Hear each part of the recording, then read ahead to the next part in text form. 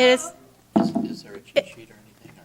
it is 5 p.m. on it's still March 31st. Don't rush it. No April Fool yet, but, and this is the start of the Finance, Economic Development, Regional Affairs Committee meeting. And the first thing that we'll have on the agenda, call to order, and then we have public comment, and we have Karen Brigado.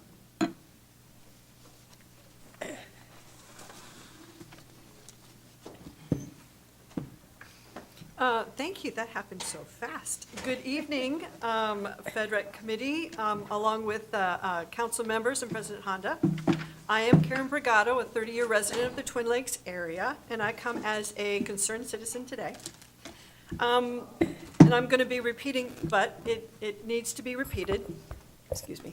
When we first incorporated, of course, there was many things that we needed as a city, and one of those things was public art. We needed a beautiful city. And of course, we passed ordinance to see that we had a beautiful city. With the help of Mary Gates, we had ordinance 94-217, along with revised code 4.15. They both provide 2% for the cost of new construction, as well as 2% for all capital construction for the repair, renovation, and remodel, exceeding $25,000. All of those fees go into the Art in Public Places Fund. And over the span of the 32 years, I think some of that 2% has been missed. The Federal Community Center is a good example, $5.1 million. The 2%, of course, that goes into the Arts and Public Places Fund is $102,000. And I don't see on the budget that there is an Arts and Public Places Fund now. You will vote tonight actually on another parks capital expenditure, the HVAC controls. It's at a cost of $511,096.48. And 2% for the Arts and Public Places Fund would be $10,200 approximately. Now, I know this amount is not high and could be considered a rounding error by some. But this represents almost 3 coverings of electrical boxes created by Federal citizens. This means the electrical boxes that get tagged now will have art, so they are not tagged. We would not have to take city-owned vehicles to transport city employees over to provide city-owned paint to paint them over and over and over again. This also means that the Arts Commission is able to target these boxes and have them covered maybe by at-risk populations such as Federal Black Collective, Progress Pushers, the Pacific Islanders, Phenomenal She, Boys and Girls Club. This is all a big win for us if you see that art is worth it. Cities around us have chosen to enhance and beautify their public places. They make their place beautiful and creative, and they call it home. And I'm sure Mary Gates and I want Federal Way to also be called home. I think this draws down to the heart and spirit of the law as well as the letter of the law. Thank you. Thank you, Karen. Steve, did you want to respond to her or talk to her at a later date? Actually, I'll respond to that if I could, Council President. Okay. I'm sorry. Thank you. So I'm actually going to bring an item to the next FedRAC meeting to address. Ms. Bragado's not wrong. The law does say that any project over $25,000, including, as I read it, maintenance projects, has a 2% kind of levy against all of them. To my knowledge, the city has never followed that policy in the history of the city for non-new capital projects. So not new construction, but like maintaining, say, the elevator or fixing the roof or the pool maintenance. And I'm not sure who made that policy decision and why, but it is inconsistent with the law as written. And so I'm going to put it in front of council, and council will either tell us to start following it or change the policy. Thank you, Ryan. Thank you. May I ask a question? Councilmember Honda? So, can it be retroactive? No. No, okay. Good try, Council President. I like public art. Okay, we have one more person who signed up, Paul McDaniel.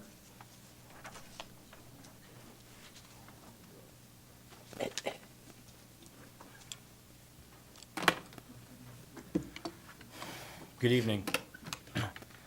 Tonight's a little hard to talk with the 6 knives in my back from last week's vote on property tax. I expect it from 4 of you guys because you've been bought and paid for. It's kind of how it goes in politics, isn't it? I still would like to talk about the 1.5 million shortfall and the $8 million in ARPA. I understand the emails I'm getting are more confusing than anything else I've ever seen. I look at a lot of books for a lot of companies, but the government by itself is most awkward of any kind of organization I've ever seen when it comes to money. If that $8 million was not a transfer in, then if we didn't have that $8 million, would we have the money to pay the bills? And if we didn't have that $8 million and we needed the ARPA to pay the bills, then is 1.5 correct, or is it $9.5 million shortfall? I think our shortfall is a lot more than 1.5. And I think this year you guys are going to have to cut some people. I think you're going to be hitting a very nasty year when it comes to the finances. Now I'm going to move on. I mentioned 6 revenues that were unfavorable last year. I mentioned them every time we had a FedRAC meeting. As of right now, you guys are unfavorable 33% to budget year to date. And every time we have this point of time in the year where we like make a comment about being unfavorable year to date, hey, wait till the end of the year. Wait till the end of the year, it's just as nasty. I don't see it getting any better, and the environment that we've created with Olympia is making it worse. Now, what really got me was when the mayor said that he would not produce a plan to balance the budget. If you did not pass the $3 million increase in sales tax, he wasn't going to offer a plan of what would actually be cut. You should have had a plan to start with. The fact that you didn't have some automatic response saying these are the things we'd cut blows my mind. In fact, we heard the chief of police mention that it may be 3 officers, 6 officers, 9 officers, maybe even 12 officers. I have no clue what he says he's going to have to cut in order to balance it out. But I'll tell you right now, if 50% of our budget's going to one department or one area, we should probably really drill into and look at it. Which leads me to a question that I never thought I would have until I got on council and learned the truth. Who really runs the city? Who? Is it the mayor? Is it the council? Or is it the guild? I really have a question on that one because it seems like every time they ask for something, they get it.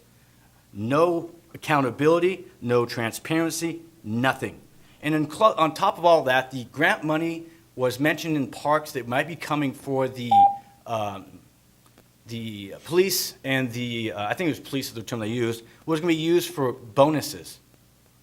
It doesn't really make me feel good knowing that you guys just nailed me for $3 million in a sales tax.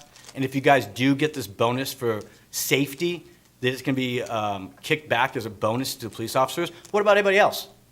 I was told by the mayor that no one got an increase for 6 years except for the guild. That's it. Thank you, Paul. All right, moving forward. The first item on the agenda is to approve the HVAC controls upgrade budget. And we have Jason standing in for Autumn. Yes, I'm not Autumn, and she's got had some things come up, and so I'm going to cover for her. I've been right alongside with her on this project the entire way. And so the policy question before you, should the city council accept the HVAC controls upgrade project and authorize release of retainage? And so this is a dated project. It was originally awarded and bid in 2023. It was funded through ARPA dollars, specifically what ARPA was for, and that was to improve HVAC systems and ventilation coming out of the COVID pandemic. With that being said, all the work is complete. In this building, we have 77 VAVs. 57 of the controllers were replaced. All the controllers at the community center and the PAC were replaced. It should be. What Should be. took the Thank you. delay in this was Mac Miller has to file paperwork for us to be able to release the project from the state, and so it took them a while to get that paperwork done. It's finally complete, and hence we're ready to close out this project. We just need city council authorization to close it. Okay. Council, are there any questions? Council President? Oh, no, I was just going to ask about the minutes, where the minutes are. It's not on the agenda, correct? Yeah, but they're not in there, so When do we finish this, and then we'll go to that? Oh, I can answer it quickly, because this is a special meeting. We're not allowed to have approval of minutes. They will appear, you'll get 2 minutes to approve on the next Okay. agenda. That's kind of, Okay, thank you. Thank you, Council President. Can I ask a question on that? So it's a special meeting, can they vote on anything? Yeah. But they Anything can't on the vote agenda. But they can't vote on minutes. That's a Robert's Rules thing. So Okay. that we're following the letter of the law is my understanding, but technically, all these meetings are special meetings, so. Okay, all right. For committee meetings, but it'll be on the next agenda. I think was a cautious call, but Right. it doesn't hurt. I thought at a special meeting you couldn't vote on anything. No, special meeting means you can only vote on things that are on the agenda. You can't add things to Okay. the agenda. All right, We can't vote at study sessions. right, okay. Can I bring up one point, because it's a concern to me, like, it could be a simple policy change, because we're calling these special meetings, but really they're just a date change, and to me, a date change versus a special meeting seems different. No, we can talk about it later, but. Okay. Yeah, special- we could talk about There are that. terms of art. General means, regular meeting means it's on a regularly scheduled schedule. Like, we don't have to talk about scheduling it because we scheduled them all at once. Special means it's not a regular meeting. Thank you. Thank you for bringing that up, Council President. So do we have any questions on the HVAC? What were we talking about? There was something there. Well, we have no questions. Do I have a motion? I move, let's see. Jack, do you want me to take it? Go ahead. Okay. I move to forward the proposed project acceptance and retained release authorization to the April 7th. Project. Proposed project. Yeah, proposed project, that's what I said, I think. I move to forward the proposed project acceptance and retainage release authorization to the April 7th, 2026 consent agenda for approval. Is there a second? I second it. So, It's been moved and seconded. All in favor, please say aye. Aye. Aye. Motion carries. Thank you very much. Okay, moving on. Thank you, Jason, and if you're still here, yeah, I didn't get anything with the, you didn't, or anything, yeah. okay. That's fine. You- Um, You can make the motion. Okay. Yeah, That's all that problem, so. Okay. All right, now we're moving on to the farmer's market budget and operations plan. And so we have, it's going to be a joint presentation. I'm listed on the agenda, but there's been requests from city council to have kind of a briefing on the 2025. And so I'm going to let Steve take the lead on this one, on the 2025, and then I will return to speak about the lessons learned from 2025 and then the 2026 operational plan. I found that. Okay. thank you. Lead off with finance, thank you. I'm going to give you a little summary of the budget and actual for 2025. I have a little table here on the right that shows the revenues and the expenses. I'm going to use that repeatedly to talk about the budget and how 2025 actually resulted, and then also for and how we're using it as a basis for our 2026 budget. As you can now, in the revenue category, farmer's market has got booth rental. It has EBT sales, that's the food stamps. We have sponsors for Healthy Kids and Healthy Seniors. We have fundraising events and sponsorships. We have SNAP currency. So this was new territory for us in our first year in 2025. In total, we budgeted $150,000, and revenue achieved that budget, although our categories were off because we were learning, using information from the previous owners. Salaries and benefits on the expense section were very favorable. We were kind of generous. We wanted to make sure that we had a budget that we could achieve, and we had 2 part-time staff. So that was a favorable variance. Supplies and equipment, between supplies and equipment, we charged our startup costs. We had $33,000 worth of equipment and supplies that we purchased from the previous owner. So the actual was quite a bit different. However, if you look at the very bottom line on the 2025 actual column, you see that the deficit was $16,000. Well, that means that we covered half of the startup costs in year 1. I'm trying to make that sound positive. It was a deficit. However, that was the principal reason. The reason I've got, let me see if I've got the next slide, I've got a little bit different. I've got some revenues and some expenses highlighted in different colors, and that's because they relate to each other. When customers swipe their EBT card, that's revenue to us, but then they take those wood tokens and they take them to a produce vendor or nuts and honey and the things that are eligible. So what we end up wanting to see is that roughly the revenue coming in is paid out to the vendors, and we do see that. The same is true for the sponsorships for Healthy Kids and Healthy Seniors. When we receive donations from local donors, we want to see that it got spent and paid to farmers when they have those little laminated cards for the Healthy Kids and Healthy Seniors. The orange one, that's the fundraising event, and that's sponsorship. Now, that one does not equal the expenses, and that's because it was for fundraising. We want to see that there was more revenue, more than what the fundraising costs were. And we do see that. The revenue coming in that we got from sponsorships was about $13,000, and the event costs were about $6,500, which means that we netted $6,800.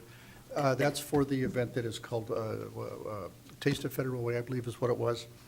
And then the green revenue expenses, that is the SNAP currency. And again, what we want to see is what we paid out to the farms, we end up invoicing it to the state program so that we're reimbursed, and that was equal and offsetting. So now that we have the experience of 1 year having learned how these things really worked, we thought we knew when we started, but we really learned from experience. We had several financial lessons that we learned. The first thing was the booth rental. Booth rental, we kept the same mechanism that the previous owners had, and that involved a 6% of their self-reported sales plus a fixed amount of booth rental, if you will, and they had to combine it, and they only knew their sales at the end of the day. That meant every one of the 40 to 50 vendors had to turn in a checkout bag, and what their practice was paying us in cash from the day's proceeds, deducting the amount of gold tokens, wooden tokens for EBT, SNAP, cash, and the Healthy Kids and the Healthy Seniors vouchers. That meant that it was really time-consuming for the checkout, not only for the market manager, but on Monday, 2 days later at City Hall, we did a checkout process. That when we deposited the net proceeds, why we had to do the accounting to gross up the amount of cash that we were getting, so that we had the actual amount of booth rental and then the expenses for the tokens and the SNAP and the EBT that we were reimbursing for. So we did that the entire season. 2 days later, when we were doing the checkout, if there had been errors in some of the vendors' calculations on their checkout forms, why it was too late to have any recourse for the vendors that didn't come back. We found out that the $10 plastic tokens really served no purpose but to magnify the cash handling, because most vendors had the capability for taking cash or for taking debit cards. So we found out that we could greatly simplify and improve our cash controls, because remember, as a city, we're funded by taxpayer money. We're subject to a few more compliance things that private sector operators wouldn't be. Another thing was we found that the cash handling was cumbersome, time-consuming, and it introduced internal controls issues. So in the 2026 season, we're going to be switching to a prepaid booth rental. You'll be hearing Jason describe the operations for the upcoming season, and we're utilizing software that the other city-owned, municipal-owned farmers markets use, where the vendors pay online in advance. That reserves their booth, and there's no cash handling. The EBT and SNAP last year required state contracting that we, quite frankly, didn't have enough of a lead time on, so we ended up having to contract with the previous operator. All of the EBT money came to their old bank, and they had to remit it to us, showing us copies of the bank statements and the billing for the SNAP. We've got that solved for 2026, of course. Last year was a year of learning. That also meant that the EBT funds from card swipes went directly to the previous operator's bank, and this year we're going to be having them go directly to the city's bank. We've got that fixed. And we didn't really budget and understand the actual on the SNAP matching currency that the market manager gives out, and we have to bill the state for. That comes with a 17% administrative overhead component that, you know, that was our year of learning. So when we come to the 2026 budget, in the third column here, we've got a reduced booth rental. That's much more accurate because now we know exactly how many vendors to expect, and we also have a different space set up. The EBT from the state is going to be reduced. That's due to a state budget. Last year, they had a ceiling of 15,000, so we were able to utilize 12,156. In this coming year, they've notified us that the cap is going to be 6,000, so that is reduced both for our revenue and for our expenses. Now that we understand the SNAP currency and overhead calculation, we can forecast that accurately, and I've got the 17% admin broken out separately.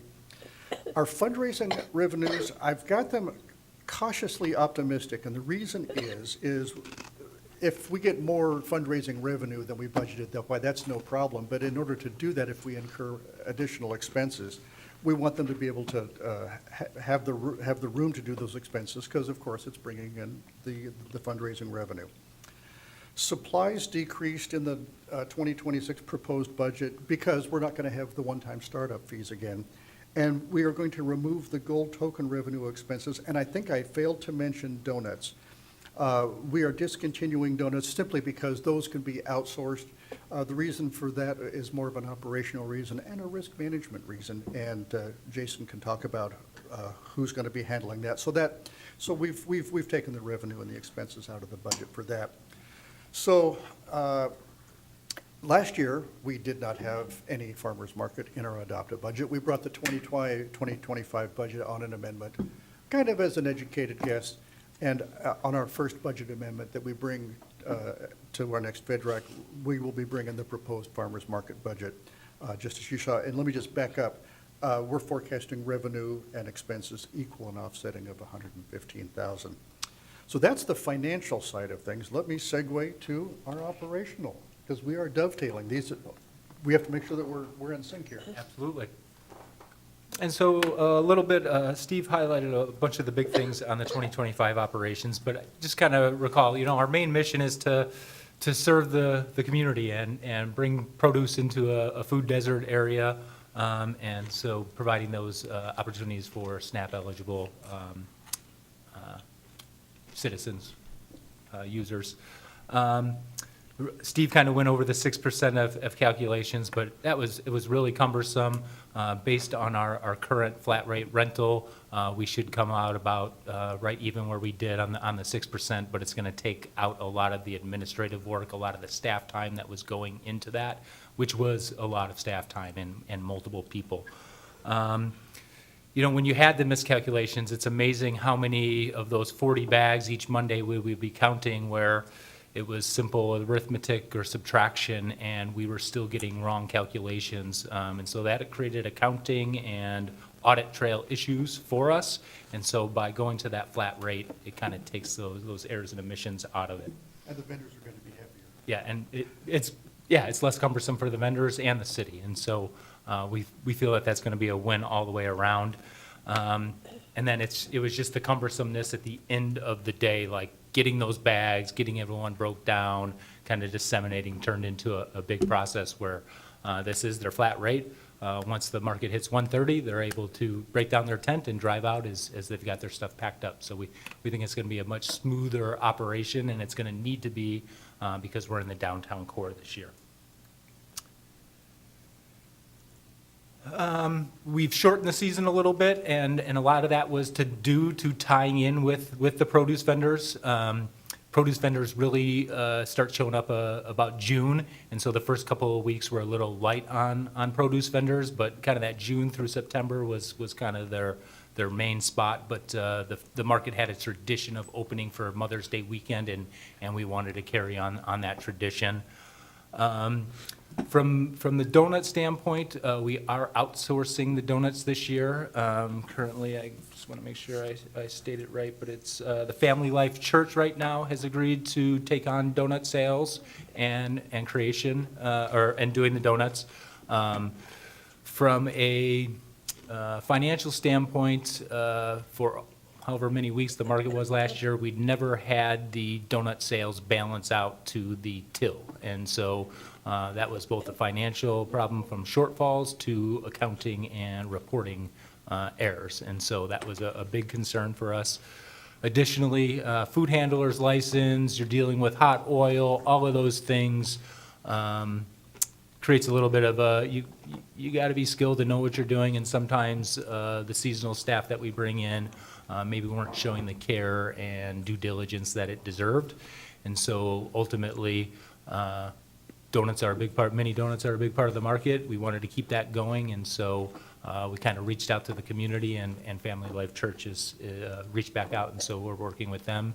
If there are other nonprofits or organizations that may have interest in that, please send them our way, and we can try to work with them, and we would do it on a rotation basis based on how many interested parties there were. And then a big thing that really, both from the day of operations of the market on Saturdays to the count at the end of the day on Saturday to the Monday morning recounts, the $10 tokens were really, it was like the city was serving as the farmer's market ATM, and they were allowed to swipe their debit or credit card and then get these back. And from an accounting, financial reporting standpoint, and just the cumbersomeness of it, we feel there's many other viable options for that, and the city did not need to be basically an ATM for farmers market visitors. Hence, we phasing out the $10 tokens this year. And that was all based on troubles and things that we learned coming out of the 2025 season. And so now I'll kind of talk a little bit about the 2026 season. And I don't like to read slides, but on this one I may. But obviously we know it's going to 316th between PVR and 21st Avenue Southwest. First Saturday will be the 9th of May, the Saturday before Mother's Day. We have changed the hours of operations, and that was based on what we heard, what we saw as far as sales at the end of the day. That it really, after kind of that lunchtime crowd, a lot of people come, have lunch, pick up some produce, and then kind of leave. But it was pretty much a ghost town after 1:30, and so that kind of drove the decision. There was concern about vendors maybe not having the additional time to make money, but if you don't have the traffic in there, you're not going to make the money anyway. Due to an all-hands-on-deck, we will not be doing the farmers market on Saturday, July 4th. It coincides with our annual Red, White, and Blues Festival, and we just didn't have the bodies to do it. It's, like I say, it's all hands on deck from Parks Department to the Police Department, running our 4th of July Festival, and we wanted to keep that tradition and not take away from that. We've implemented the Manage Our Market software. So far, it's been fantastic. It's helped us better understand and see the vendors coming in, and the feedback we've gotten from vendors so far is they're extremely happy because they use this software in a lot of neighboring municipalities that run farmers markets, and so they already had accounts, they had familiarity with it, and so they were pleased with us going with that. Talked about the donut sales. Got some new safety plans, traffic control plans, and load in and out procedures that I'll share with you here in a moment. There is going to be a reduction in special events. We have 2 special event coordinators, and they have a full slate of special events already through the summer. And so doing a special event there every weekend, still allowing them to maybe have a weekend with their family and be able to take a vacation here and there.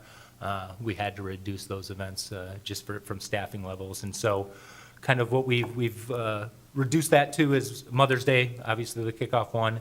We'll have 3 dates with Federal Way's Got Talents. That's a longstanding tradition that we want to uphold, and that the cookies and conversations with both council and the school board will stay on, and the Taste of Federal Way will stay there. As we work in conjunction in getting ready for the Kickin' It Federal Way Festival, we are working on activating that TC3 area. And so initially, we didn't have this available to us. This kind of came in midstream as we were planning for this year's farmer's market. And so as that gets activated, we are going to move food trucks up there to just give us more space for actual farmer's markets tents down on the street. We'll have the dining canopy up there, and the hope is to have the stage and some entertainment up there. We will have a DJ every week for entertainment, has been past history, but as far as the full special events, not going to happen. And so some other status, Carlo will still be, is employed with the city and will be the farmer's market manager again. We've got 4 of the 6 support staff hired already. We're finalizing the SNAP benefits.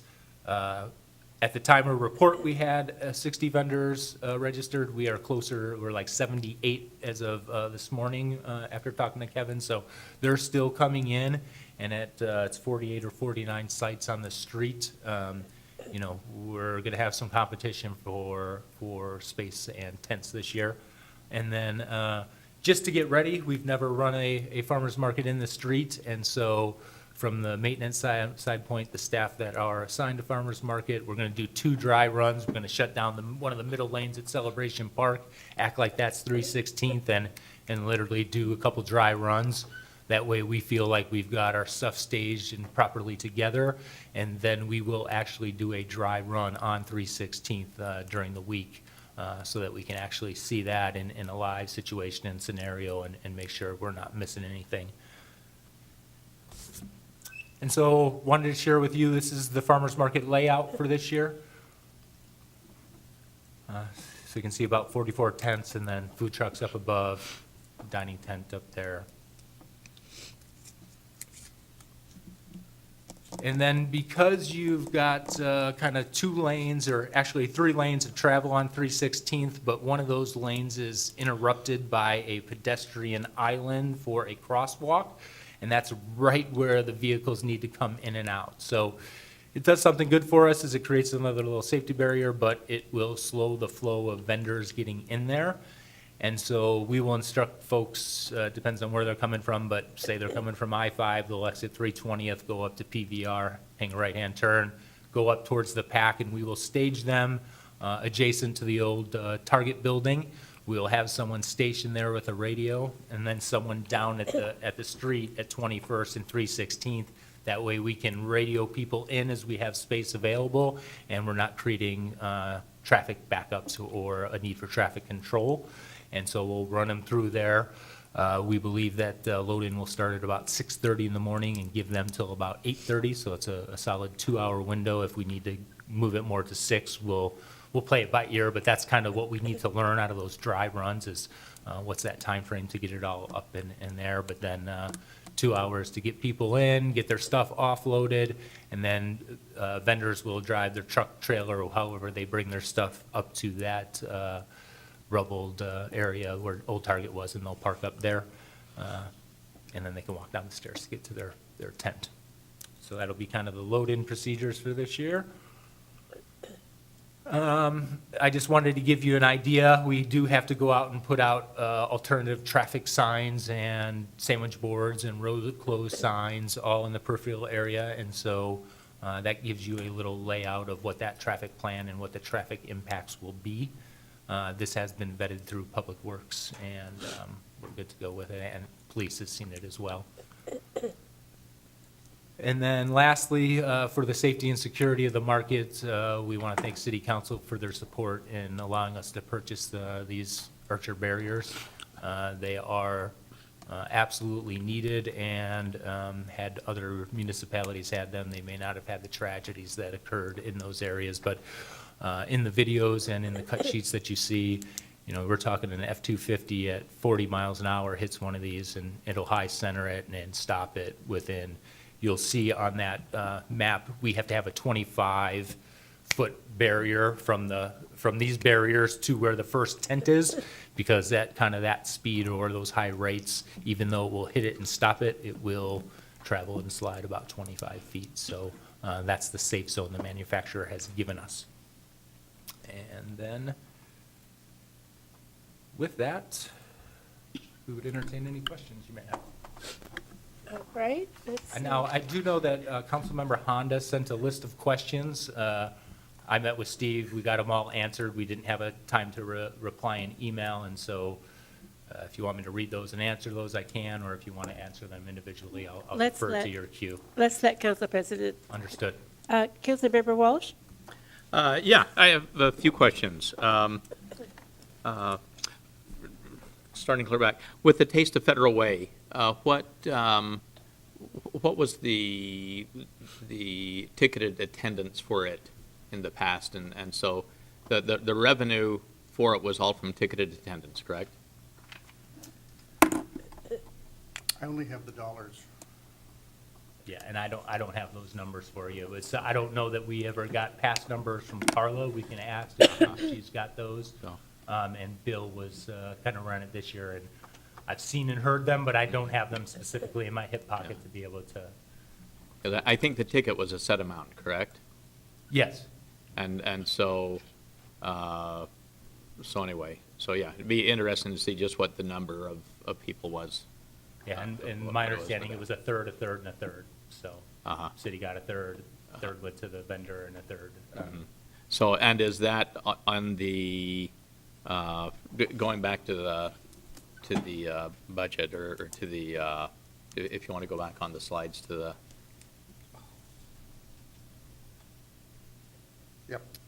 okay. So, special, let's see here. The revenue to the city was 13,000.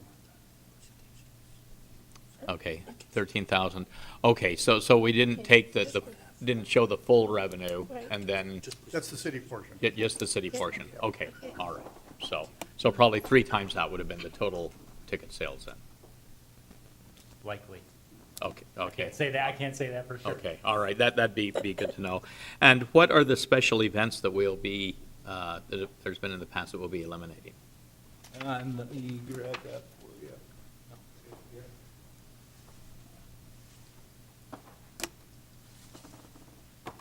That we're not going to have, there was Market and Gardening Day, there was Memorial Day weekend and Pancake Breakfast, there was Market Day, there was Father's Day festivities and WIC distribution, Community Resource Day, Kids, another Community Resource Day, We Love Our City participation, Battle of the Dancers, another Vendor Appreciation Day, the Lions Club Car Show, Labor Day festivities, 2 more market days, and 3 different harvest festivities. Okay.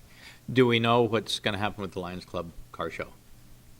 Will it be competing with it now, it's still down at the mall, or are we going to be able to have it, say, up at the PAC, or is it not going to happen? I'm not 100% sure. I would have to look into it. I don't know that we've received a special event permit from the Lions Club car show, and so I can reach out to them and find out if they're still intending to have it at the same spot. I just haven't seen any advertisements for it this year, Okay. and I have no knowledge of them submitting a special event. So likely, I would imagine they're going to be separated this year, but I can't say that for Yeah, sure. I mean, it seems like it'd be good, if possible, to see it, I don't know whether there's a space there, but possibly have it up by the PAC where it could actually complement the farmer's market rather than compete with the farmer's market. So, with the, so they'll be paying, the vendors will be paying $50 per, just a flat rate of $50. Per 10 by 10.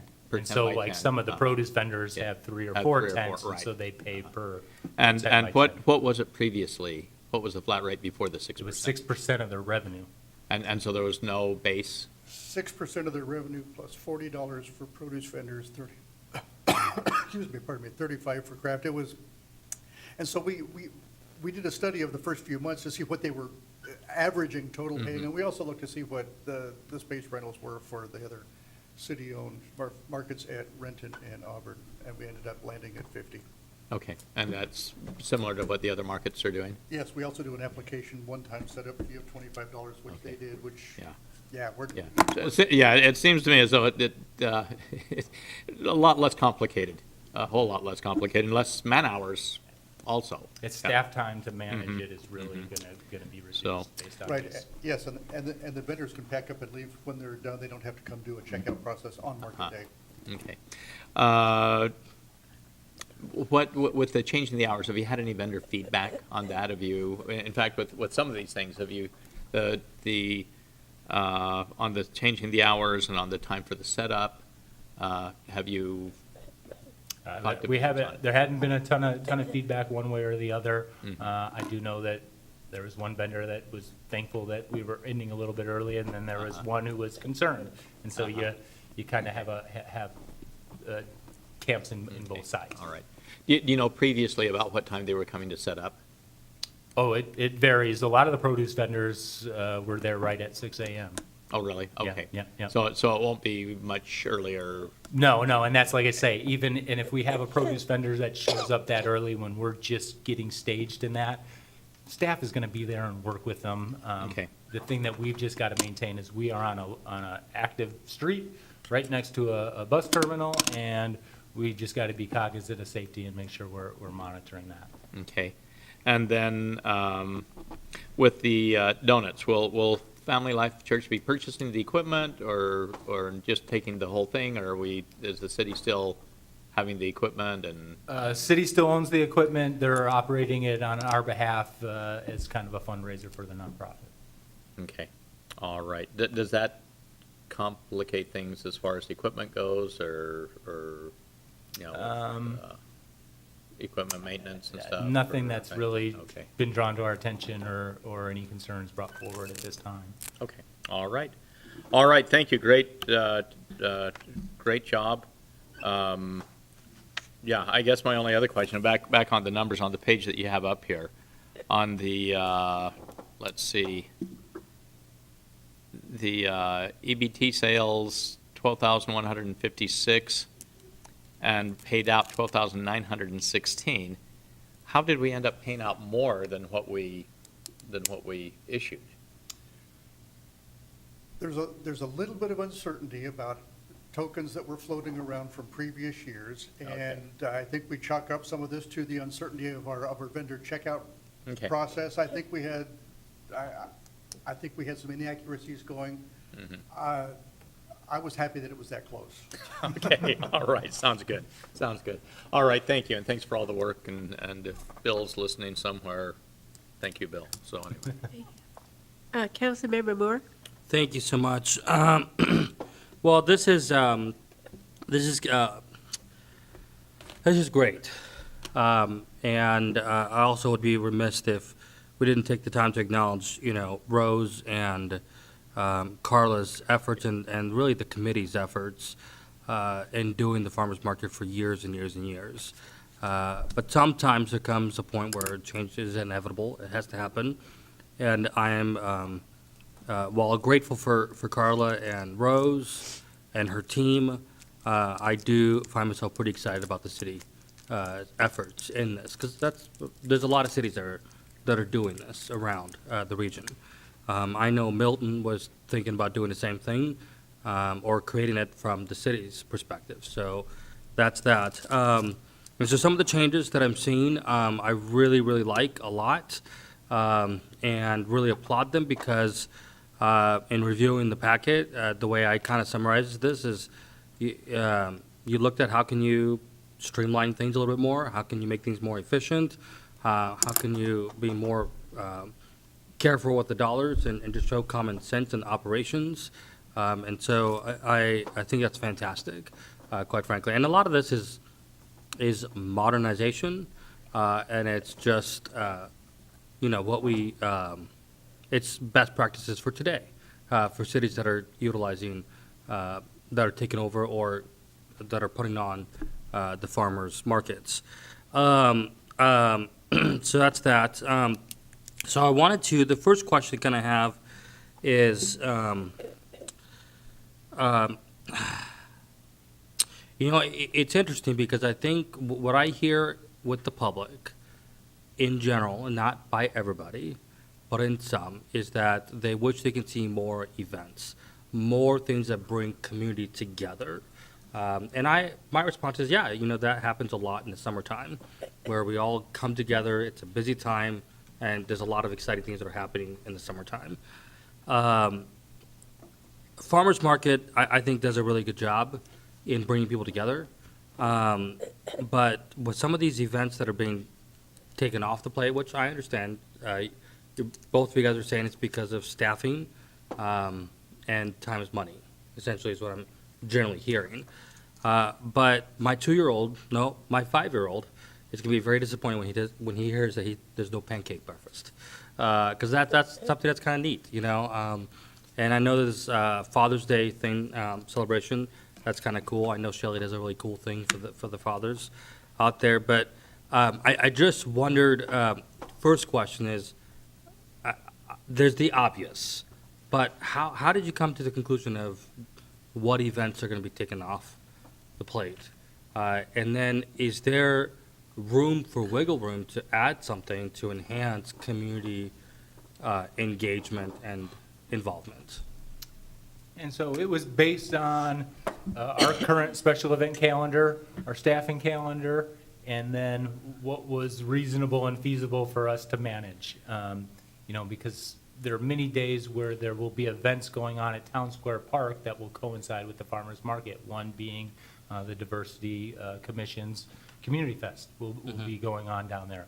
Pride Festival will be going on down there on a Saturday when farmers market's going on. So every weekend there is either a picnic rental or some sort of event going on in Town Square Park. I mean, you can't get a parking spot there in the summertime. It's that busy and that much of a draw. And so it was a combination of factors, and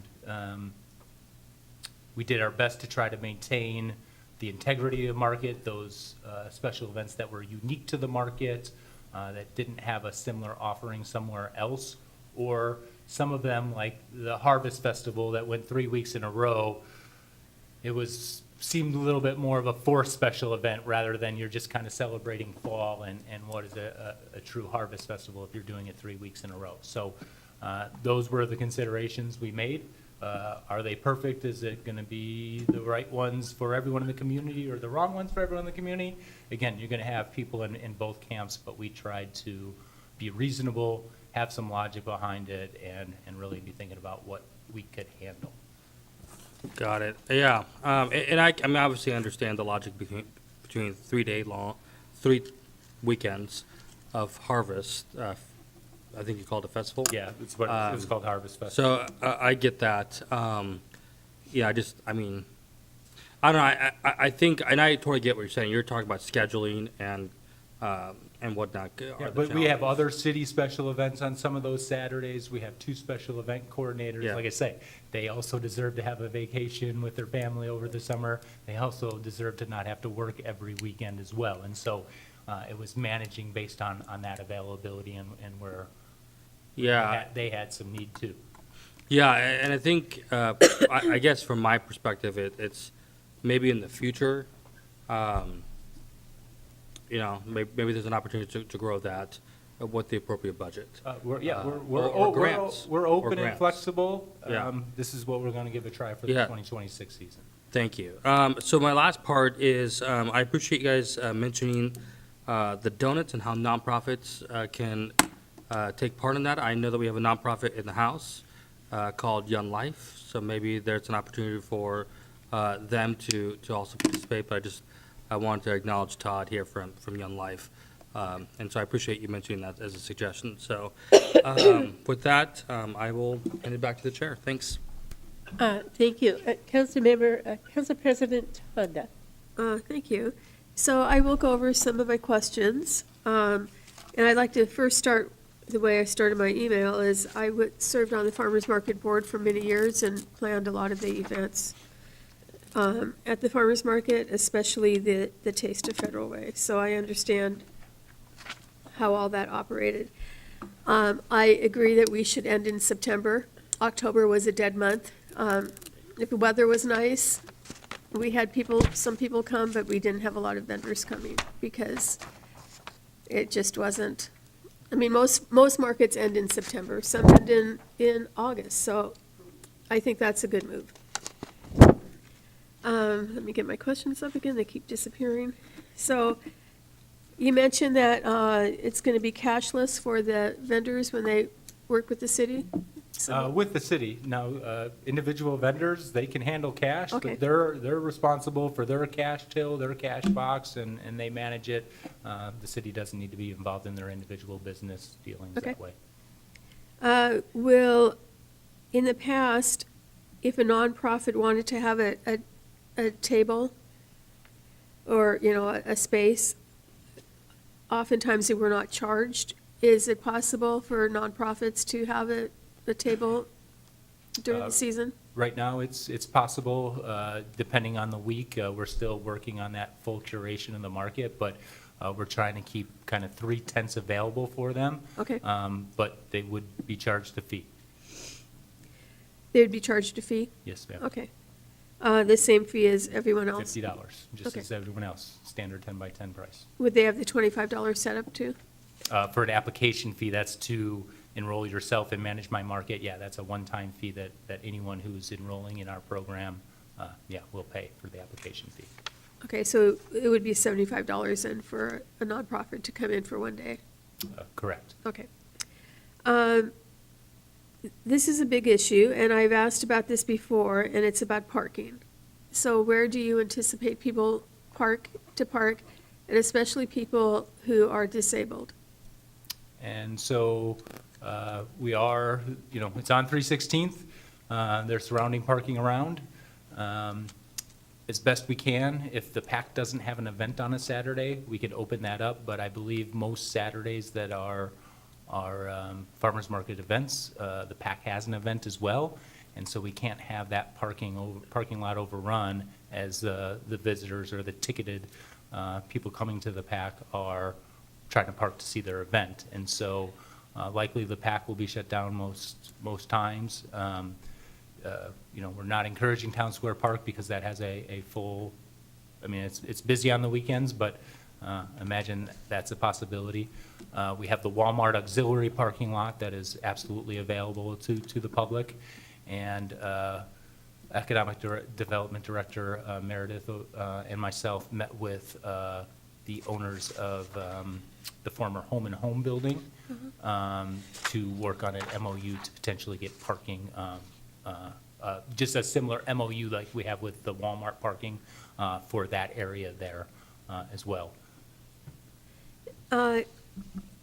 Being someone who has difficulty walking at times, I would suggest if it's safe to have a drop-off area so that if somebody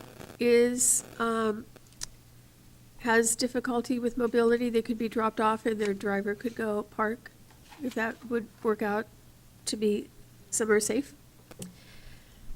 Yeah, I think that's a great suggestion, not something that we had put thought to, but absolutely we'll put thought to trying to figure out where that makes sense and can be done in a safe manner. Thank you. Will Vicky also be hired to help Carla this year? Vicky is not hired this year, and that was at her choice. Okay. The park being easily accessible from the street. Right now, the fence runs all the way down the sidewalk. So other farmers markets that are next to a park, generally, they have access to a park. Will there be a gate installed into the park so that they can get into the park easier from No. the street? No, that's not the case. The ADA accessible route into Town Square Park is on both ends, but the more gentle one would be on the Transit Center side, the east side of the park. And so you're going to have to walk about a quarter of a block up and then into the farmer's market. You have probably a 12 to 14-foot elevation drop from the sidewalk on 316th into the park. And so there's been talk and discussion about getting a route into the park that way. My perfect solution is that we have a slide up at the top so the kids can just slide into the park from that street, but that's a whole another topic. But really, it comes down to priorities and funding, and we have a lot of other priorities and not enough funding to go around, and so I don't think this would even make the top 10 for priorities for money and things that need to be done within the Parks Department. But it's something that's talked about. It's on that. I've got a big, massive capital projects for parks that are backlogged in addition to Steve's wait list. And it's on there, and it's something we'd like to do, but again, it's a matter of priorities and funding. Okay. The donuts. So I definitely understand the reason for the city not doing the donuts. The donut machine does have some issues with operation at times. So in the report you give us, it says donut sales shifting to New Beginnings Church, but that's now changed to another church? Yeah, and so that's my error on the staff report. From my understanding, and I talked to Kevin about this just this afternoon, the name that's on the sign out front is Family Life Church, but they may do business as another one. So Okay. I've got that a little confused, but it's Family Life Church is the one nonprofit that's reached out, and we've made a commitment to it this time. Like I say, we haven't heard from anybody else. Well, other people might be interested once Yeah, they know. absolutely. So, does the church need to buy all the supplies for the donuts? Yes. Good, okay. Do they need a food? Handler's Handler's permit, yes. permit. Anyone who's operating the donut machine has to have a food handler's permit. And when we come down to the expenses that you listed, if you want to go back to that, you had some expenses for staff.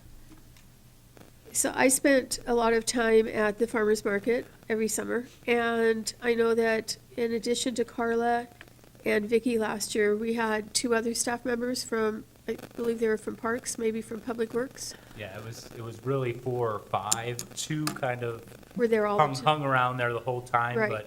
but we're, this is, the farmer's market is extra duties that's assigned to us, and so we've got our normal busy parts going on a Saturday, and so we pull them in, help us with the initial setup, some of those logistics, and then we had to release them to go deal with bathrooms or trash, or assist with picnic support or special event support, and so we are looking to hire 6.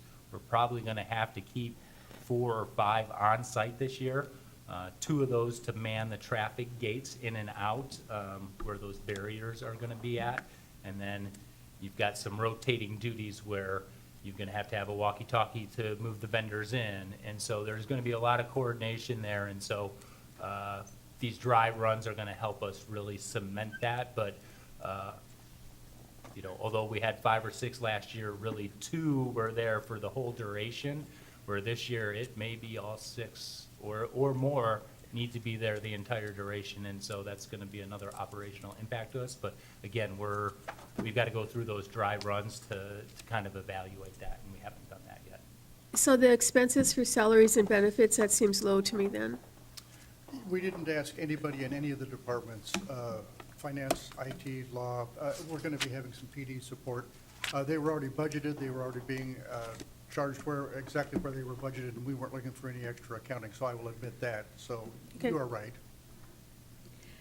And then I'll just end with one last question on the senior vouchers. I want to make sure that those still work. And that the kids, their token or their voucher.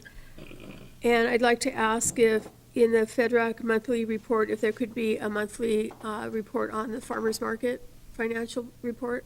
Yeah, we talked about that, and I think that'll, it won't start till May, so that'll be the June FedRAC. Okay.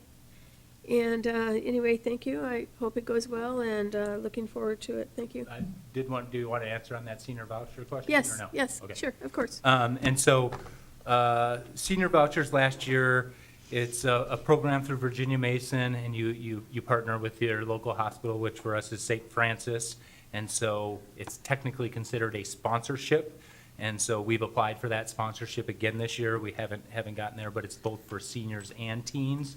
And so, last year we received $5K. We're not sure of the amount this year. But we will do it in a similar way where we'll do it in $10 increments. And based on that amount of that sponsorship, we'll try to divide it up. And this is how many sponsorship, or, how many teen or senior coupons we can give out each week so that it lasts for the duration. Now, if you have an underperforming week and you don't give out as many, you can give out a few extra the following week or something like that. But again, we've applied for that sponsorship. We don't know the dollar amount at this time or what that's going to correlate to for is the number of vouchers that will go out. So we had Steele Lake Presbyterian Church donate money last year for them, for the senior vouchers, and the city also put money into the senior vouchers, in addition to the hospital. And we would welcome that if they came again this year. We also, Received a check. From? I think Presbyterian. Okay, so I think- yeah, I have to look into that. Kevin has been really the one spearheading this and working with the SNAP, EBT, and the sponsorships. And so him and I and George are meeting with Carla every Tuesday morning via Zoom. And then we're talking pretty much every day about the farmer's market and Okay. the things that need to be attended to. so I gave out the vouchers every week except for 1 week when I was out of town, and seniors lined up an hour early, rain or shine. And sometimes we were done with handing them out in 15 minutes. One time it was 9 minutes, and one time it was 35 minutes, but they go fast, and they were all used. They're Just- very much appreciated. Yeah, demonstrates the need, right? So, yep, so, all right, thank you. Councilmember Hamilton. Thank you, Chair. And thank you, Council President Honda, for taking such a important role in the senior voucher program. And thank you, Councilmember Moore, for pointing out the, all of the services that the farmer's market has been able to provide in the past and all the events. Unfortunately, what we're seeing now is the visible impact of tight budgets. And, not having staff that we need to do what we do as a service organization. So we can expect to see more if we have to make more cuts. I do have a couple of questions. Number one, is there an opportunity for the explorers in the police department to maybe help with traffic control? And so we reached out with the police department right now. We're not relying on the police. Saturdays are busy, weekends are busy days for them. And so based on our traffic control plan and the staffing plan we have, we feel that it can be managed. Commander Hodge has been at several of our planning meetings. And so if we get to where there's a backup or we have traffic concerns, we can call and we'll get support that way from staff on duty. But right now, we're trying not to have the farmer's market have an impact on the policing within the city. Okay, I was just wondering if there was any opportunity for the kids, that are in the Yeah, and that's, Explorer I didn't address the Explorer, I apologize, Councilmember. But yeah, no, that's something that we have not talked about, and so it's something I will propose to Commander Hodge and see if there is that opportunity. We could rent them a booth for $50 and they can sell their belt buckles. I know that Deputy Oh, they'd probably love Sumter's that. involved with that. They probably love that. Okay, and then my second question, I apologize, we went through it so fast, but did you say something about the EBT benefits were reduced at the state level or something? What's going on there? The state has notified us that the allowance, last year we had up to 15,000 we could access, they reduced it to 6,000, and that's due to the Okay. state budget. So I think- that's going to have a huge impact on food insecurity, I'm assuming, Mhm. at the state level? Yes. Okay. Okay, and then my third concern, or question, was, has there been any discussion, because I know this came up last year, and I'm going to try to word this.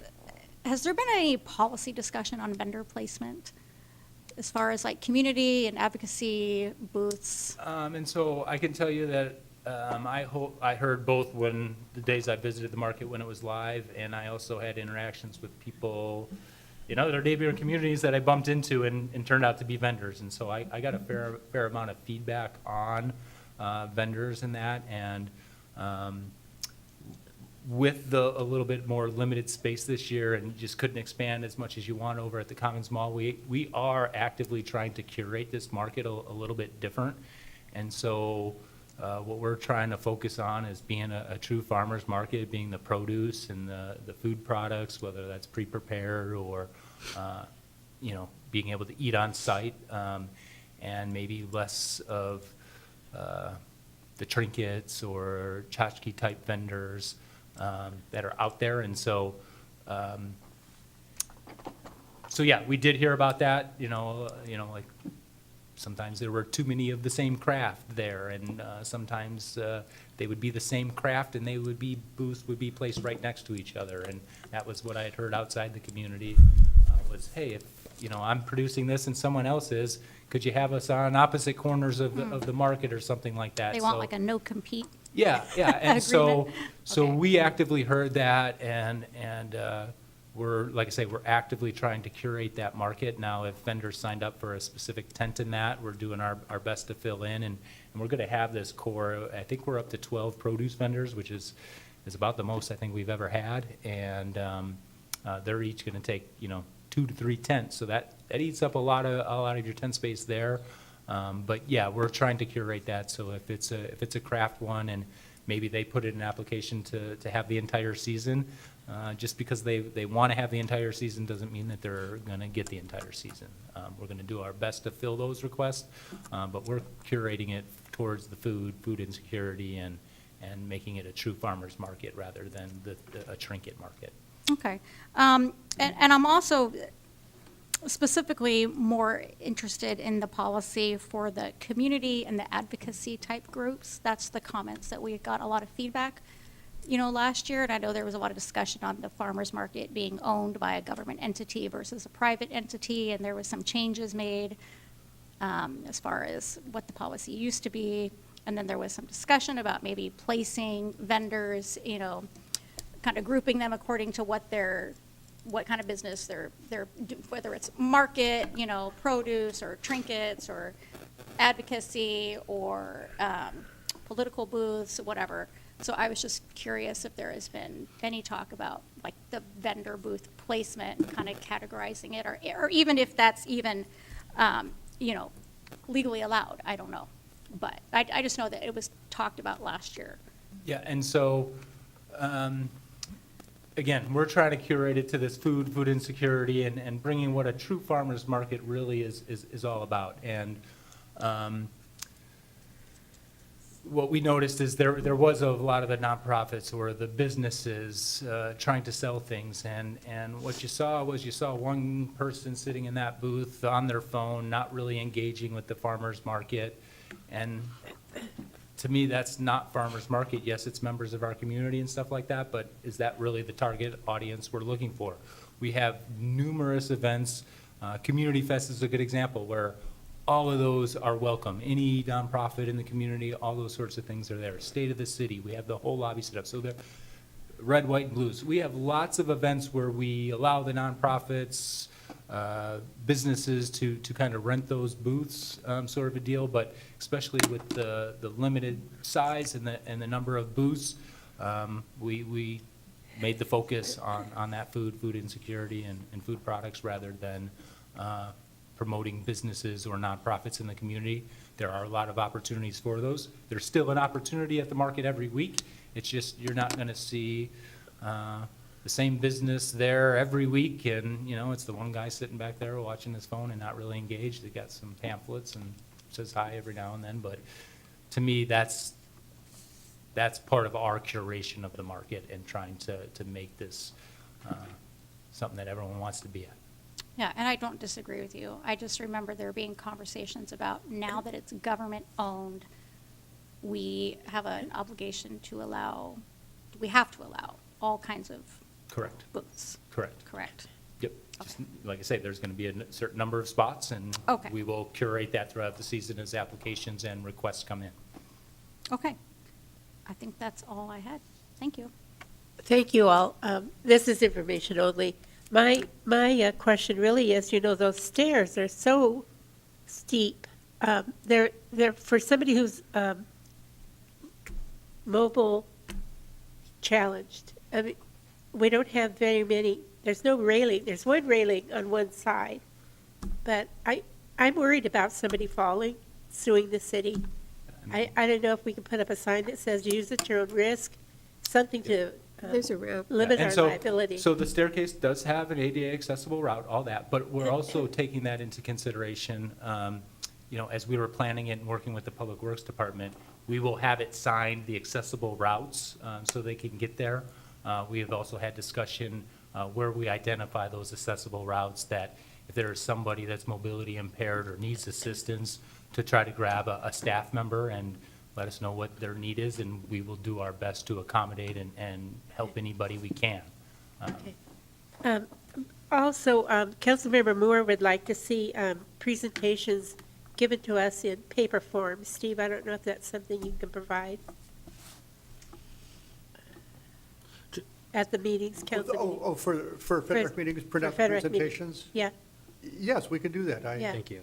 That- Never had that request before, sure. Well, Yeah. it's very helpful because you really can't see it on the iPad, and it's not always on the iPad sometimes.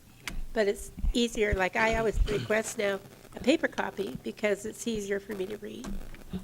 Thank you. Can I add to that? Is Go, that of okay? course. Thank you, Chair. Yeah, Steve, I appreciate that, and you guys do an extra work, and whoever the other staff person is that supports you in that. It's just PowerPoint presentation is what I'm asking for, because the packets in electronically are totally fine for me. It's sometimes if you go onto other slides, I may want to go back to the slide and not disrupt what you're on, you know? So I think that would be just kind of helpful, and I think that would be, in general, maybe a good practice for other Could I communities. add a that little don't- context?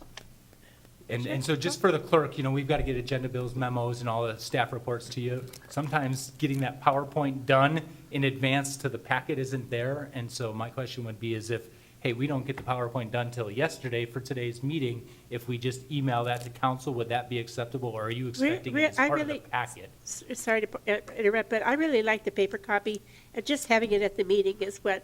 Okay, just at the meeting or on your desk prior to? Yeah. Okay, that understood. I just want to. 5 seconds before. the meeting And that's starts. good, because like I say, sometimes it takes everything we Yeah. can to Yeah. just get it into the clerk on time, and so we Yeah. get Yeah. the agenda. We don't wanna- And that PowerPoint, we still have to work on those couple Yeah. days leading up, so if that's what you're requesting, I think that could absolutely be made Okay. possible. Councilmember, I do have questions, but I just wanted to. okay, Councilmember Walsh? Yeah, just a couple more questions.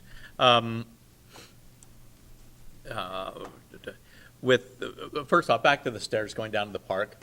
I know that that's not the budget, we're going to have budget challenges, but I think it would be well to get an estimate of what, an idea of what it would cost to have stairs going from the Market Street down to the park directly. And so that we have an idea of what it will be, because I think that is with the market there, it'll be an increasing priority, where in the past, would have been very low on the priority list. It may be increasing some, to be good to have an idea. Understood. And also, back to the donuts, I'm, with my business, I'm a little bit familiar with county health permits and stuff. Will it be the city that will be pulling the county health permit, or will it be the nonprofit that will be No, pulling it? it'll be on the nonprofit to pull that. Okay, and then if there's multiple changing from nonprofit to nonprofit, it may be that each one of them's having to pay a $365 or so Yeah, that's permit correct. from the county. So And everybody- so that should be kept in mind, that it is for just a one-time thing, it's, Yeah, and that's where if we got 20 nonprofits that were interested, we would really have to vet that, because I don't think at that point it might not be profitable for any of them, and Yeah. that's the goal, is that it could be a little fundraising thing. Yeah. But like I say, we put it out there, we didn't hear much, and then we got the Yeah. Family Life Church that Yeah. kind of approached us, and so. yeah, it just requires one permit if you're there every week. One Yeah. permit for the season doesn't. Yeah, but if the Here. city will pull it, then we're managing it, and that's what we were trying to get separation from. It's just cleaner for us. We were in the middle of all that last year, and it was cumbersome, and it was amazing how much time we spent on cleaning that donut machine. So. Okay, thank you. And, Councilmember, and there's actually also a possibility of the city getting the master permit for it, and then the different nonprofits being able to use that permit that the city has. So anyways, Yeah. there's different things there, so, all right. Councilmember Moore? Thank you. I kind of want to dig a little bit deeper onto the events. Obviously, staffing and funding is the challenge there. Is there such thing of grants that could help in the future? Not this year, but could there be grants that could help with that by any chance? I believe there are some grants out there, whether they're specific Yeah. for that purpose or just in supporting farmers market. I would have to Sure. do a little more research, but I know they're not huge dollar grants, but there are some out there. And so, to me, where we could really make some progress is, reaching out and getting those sponsors, those community businesses that want to give us a sponsorship check, and that goes a long way. So maybe that's a good, another question here, and that's, so if a nonprofit wants to say, hey, we'll take on the Father's Day pancake breakfast and we'll put it on, and partner up with the restaurant, could that be a possibility? We'd have to see what that looks like with that, and so if people reach out to us and have a proposal, we're always going to entertain proposals that are brought forward. Okay. And I Okay. want to defend his staffing, because as you already pointed out, staff's already stretched pretty thin. And one of the things we noticed when we talked to other cities is that they had knowledgeable and experienced farmers market managers. And over time, they became knowledgeable about the different funding opportunities, and we haven't developed that really. And I think that takes some staff time that I don't think that we have. I want to defend you there. Yeah, no, fair enough, thank you. Okay, thank you. Council President Honda. Thank you. Just a suggestion. I know when people have come to the farmer's market and a vendor's not there, and it's a reason why they came. Sometimes they're not very happy. So a suggestion might be to list on the city's Facebook page, or however we get information out to the public, the vendors that we will have that Saturday, so that we have happier people. Yeah, and that's the goal. We've been talking with Ally and trying to push our social media presence, but also the goal is we have to make sure our vendors know and all of that. And so we were playing around with kind of Thursday by 5 p.m. knowing, but that's going to be too late in the week, and so we've talked about Monday or Tuesday. We've talked around it in circles about 10 times, and so I'm a little foggy on where we landed. I can't remember if it's Monday or Tuesday, but it's going to be early in the week where all vendors will know who's assigned that following weekend. And, like, there's produce vendors who have signed up for the entire season, and we've accepted them, and they're going to know their spot for the entire season. It's probably more half dozen to a dozen vendors that, might not know in advance, or, like I said, we're trying to give them as much lead time as possible to know that. But then I hear what you're saying, and that had been talked about in those social media posts and that listing. Hey, here are the vendors for this week's market. And food trucks, they're up the stairs at the PAC, is that correct? Yes, ma'am. How many food trucks do you have signed up? I know we have applications for at least 5. He's got 8. We got 8 now. It's evolving every day. Applications are still coming in that, but right now we've got 8. We have spots for 6 up there, and so we're gonna work a rotation that's fair and equitable. Do they know that they're separated from the food, from the farmer's market?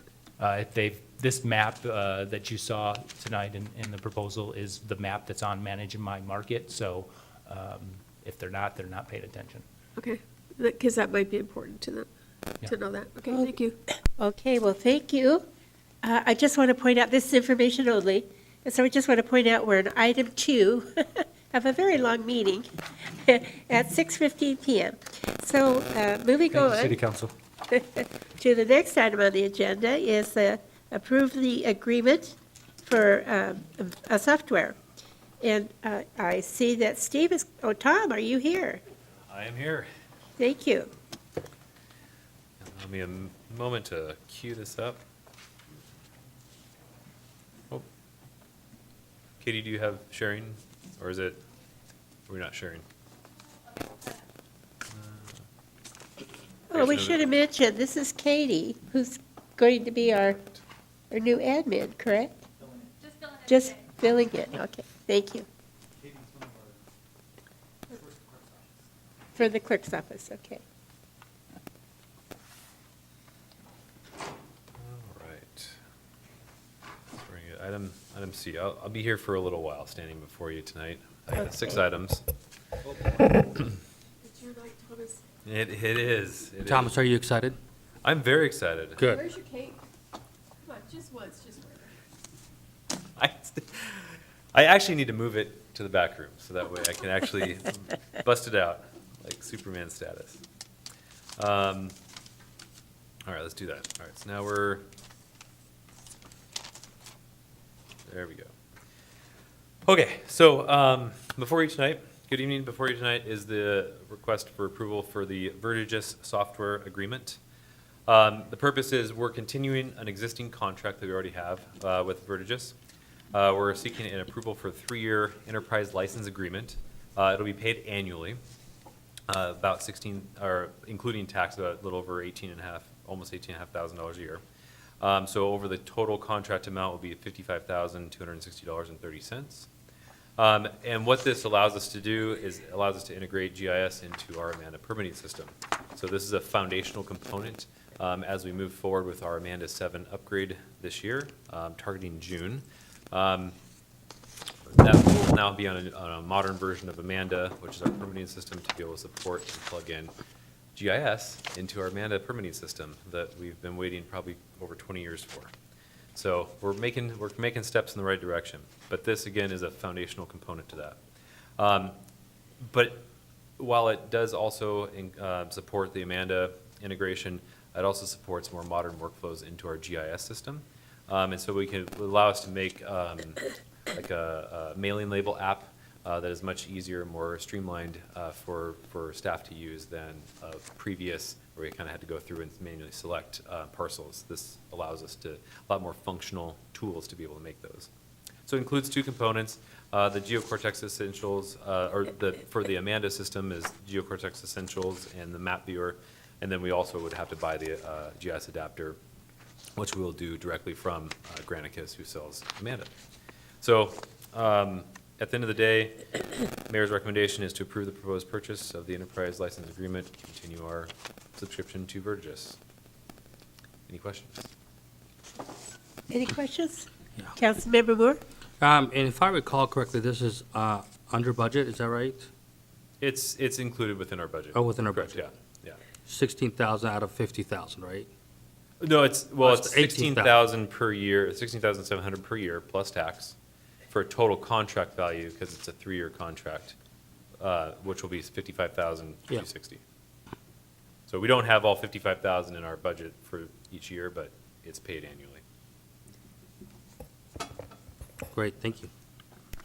All right, I don't see any other questions. Do we hear a motion?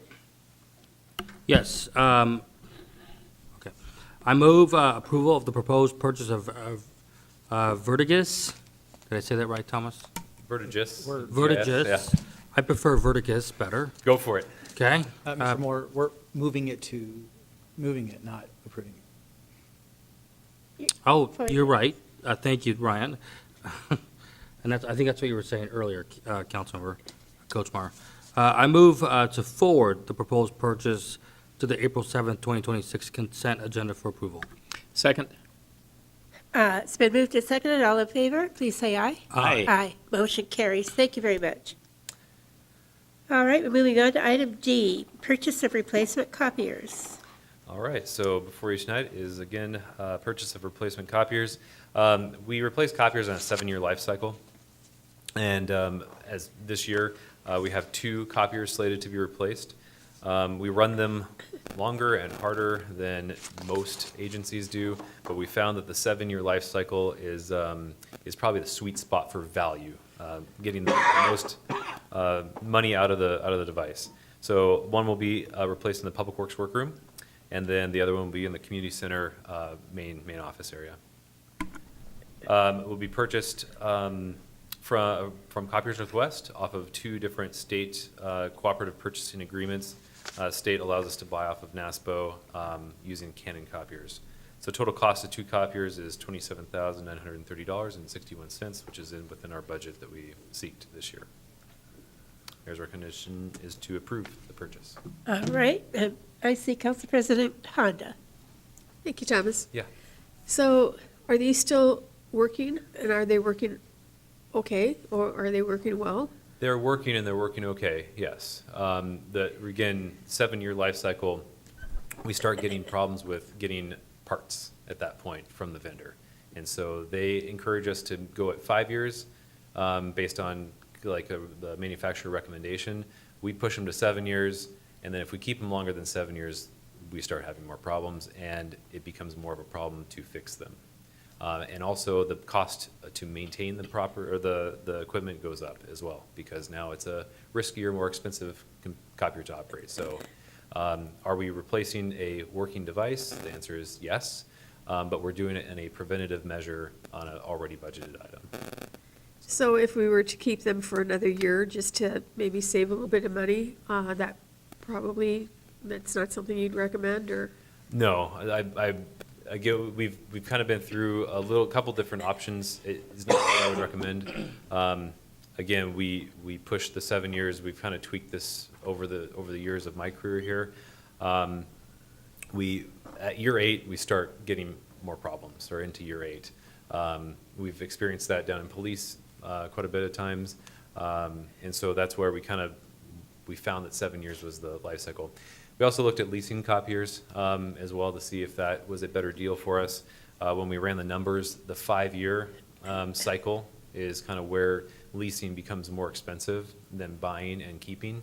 And so that's why we do the buy, we keep, we maintain, and then we move it on. So Since these are still working okay and operational, are they then sold to some other organization to use? thankfully, the vendor takes it off our hands for us, so we don't have to dispose of it. So no, we're not. We do not sell them, but they dispose of it for us. So they take that burden off of the city. Do we get a credit for them? Slight credit that's usually calculated into the total purchase price of the 2 devices, and it's usually like $200 or $300 off. Okay, knowing that we're going into a tight budget cycle, or that we're there, something that's working okay, I'm spending more money on, and I realize, it's what, It's total 27, $27,000. almost $28,000. So. Not a lot of money, but all those things add up. No, I agree, and if we start getting into, you'll see there's an item I'm going to talk about later. The price of things also continue to go up, that we're seeing, and it's extreme right now, and you'll see in a later presentation a graph that's basically gone exponential on prices of components, and everything that we have now, whether it's a computer, a copier, everything has all the same components that we're competing with the large hyperscalers, Amazon, Microsoft, Google, Facebook. Anybody that's building a data center has got this stuff. And so it used to be in the 90s and 2000s, prices would be falling and computers would be getting better. So you'd pay, the computer that you bought, you'd replace it in a couple years, it would be cheaper and faster and better. That has stopped a long time ago. And so as a taxpayer myself within the city, I do take it quite personally about the value and how we spend money. And so I really try to toe the line between having a broken a device or that we have to support, whether it's a copier or a computer or server, having a device that's in production, it's being used by staff, that is functional, and I'm running that to break, to failure, and then have to replace it in an emergency status because now they can't do their job? Or do we err on the side of a little bit of preventive replacement? And so a 7-year life cycle is kind of where we fell on that. So I do understand that it's every dollar matters for us, especially in this budget. This is a capital fund component. Like I said, it's already been pre-approved or budgeted through the council adopted budget out of the mail-in duplication. So the money's there. It's good to stay on top of this stuff. It's also good to keep devices like this modern as we move into the Microsoft 365 ecosystem. We'll be using a function called Azure Print, and having more modern capabilities from the devices are important to keep those processes functioning so that we can have additional features. So all that to say, it's a long-winded answer. It is still my recommendation that we do replace these even though they are still technically functioning and working. All right, thank you. Appreciate what you do. Thank you, thank you. All right, do I hear a motion? I move to forward the proposed purchase of replacement copiers to the April 7, 2026 consent agenda for approval. Second. It's been moved and seconded. All in favor, say aye. Aye. Aye, motion carries. Thank you, Tom. Now we're on to,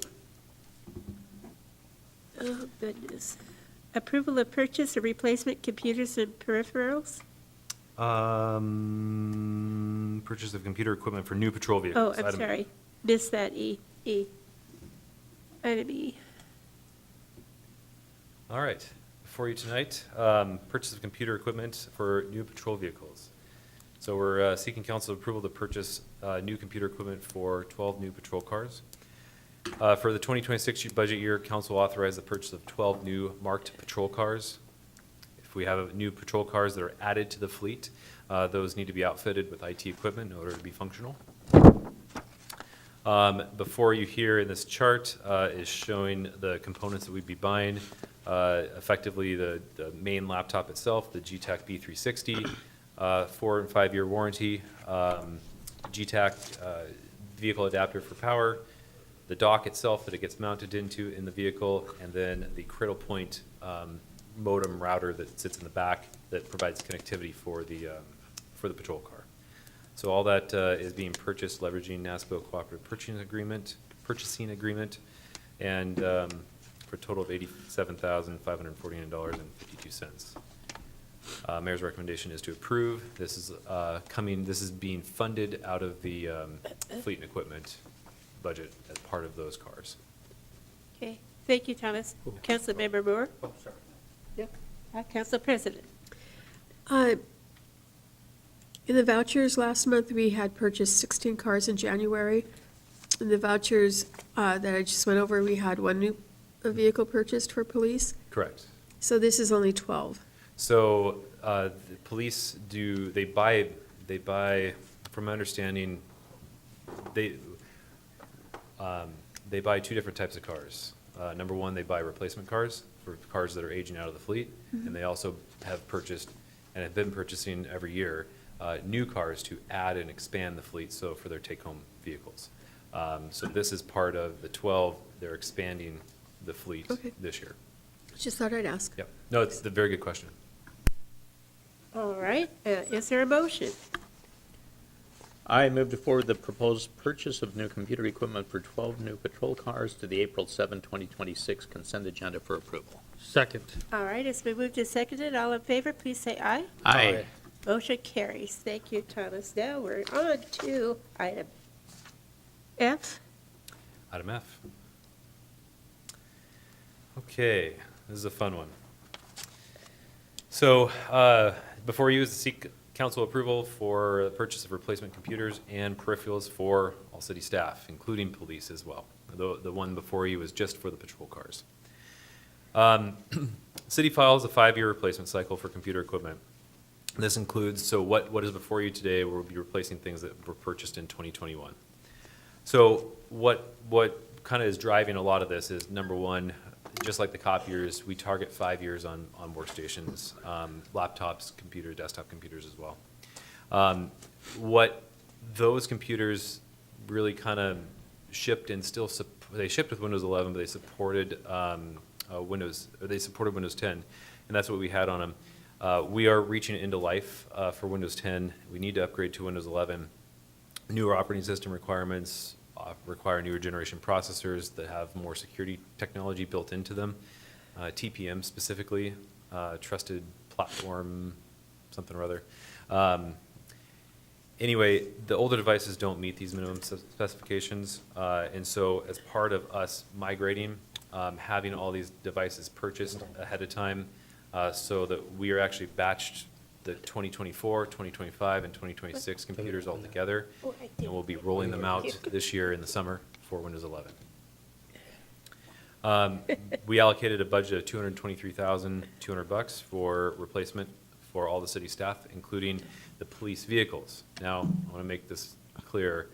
This is for replacement of existing, not new or expansion. So replacement of existing computers in the patrol cars. The current combined quotes total $217,724.04. The Dell quote, however, is only valid until 3/26, which we've already passed. And this has been the case the entire year. There's estimated cost increase of about 1,000 or 10,000, and that's due to increases in supply and demand.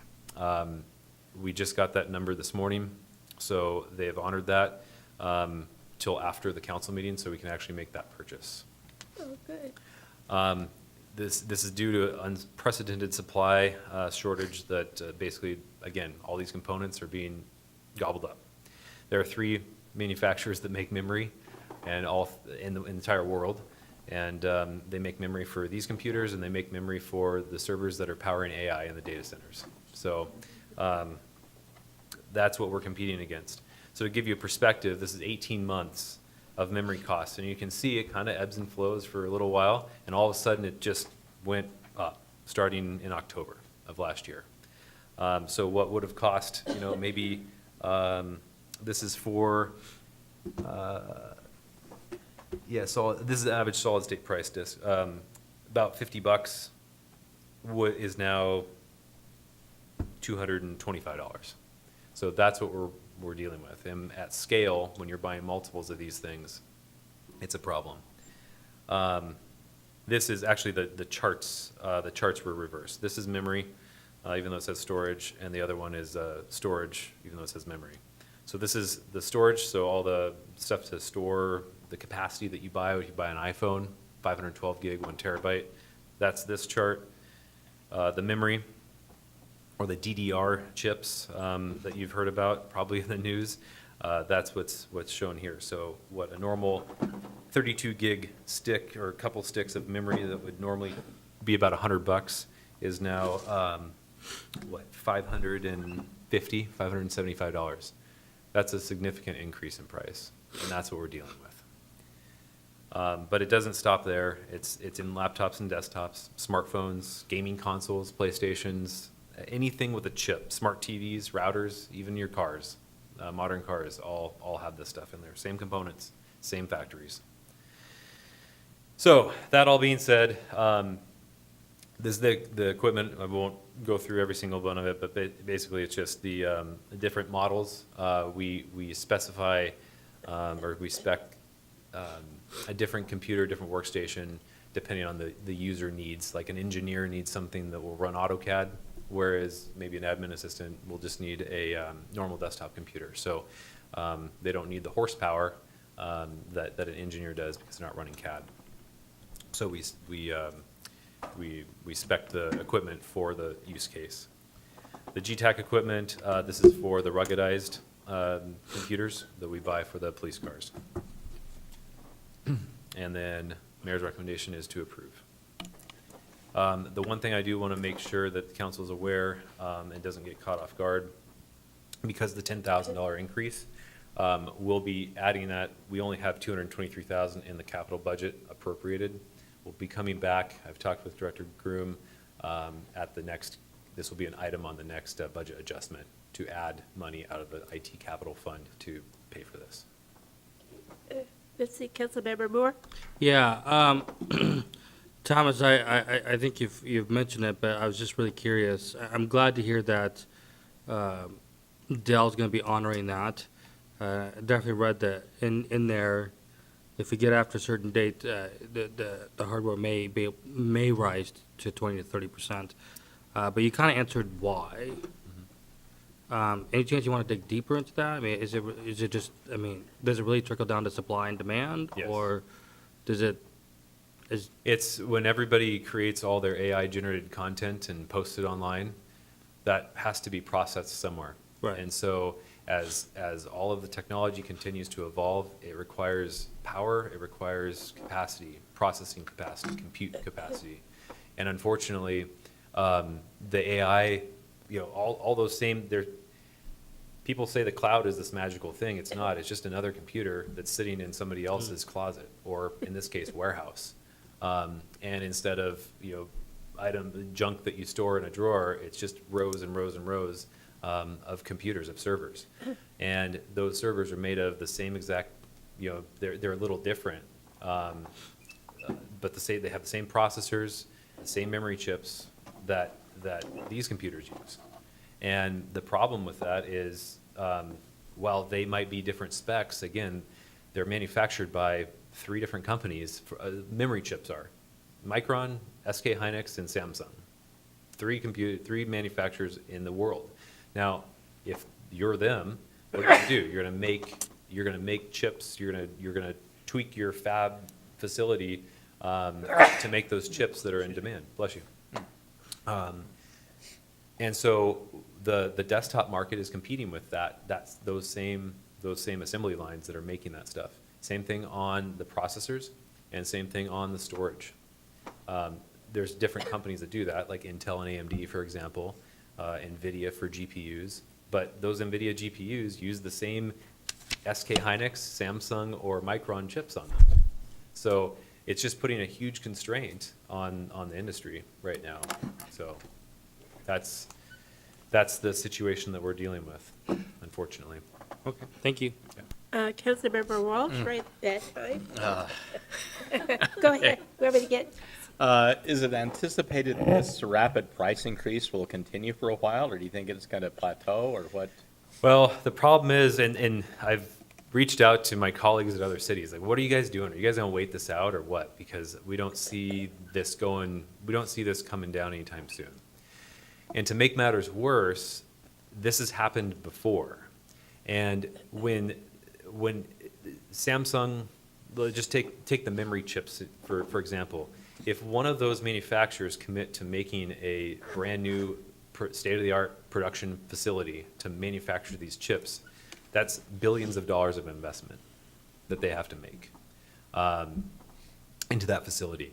And years-long commitment to get to there, right? They have to go find land, they have to buy it, they have to permit it, they have to construct, engineer, design, architect, and then they have to construct and build the actual facility.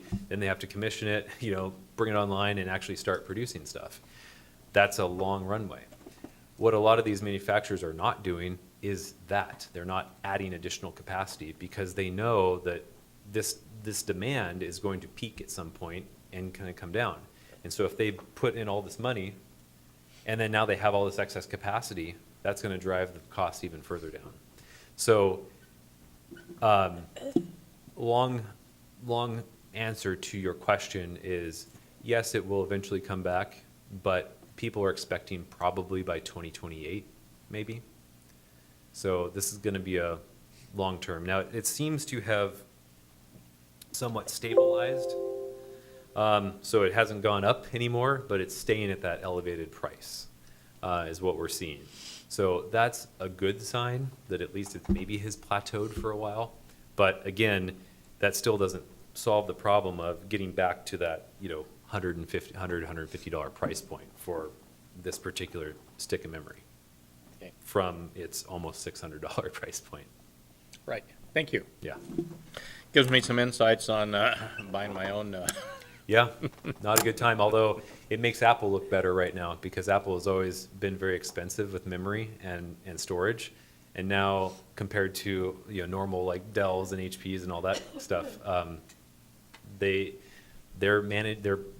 eating the cost. And I think it's because their margin was so high to begin with, so they can afford to do that. Councilmember Hamilton? Well, Councilmember Walsh sort of asked my question. I just wanted to know if he had a crystal ball and was going to tell us how long this was going to last.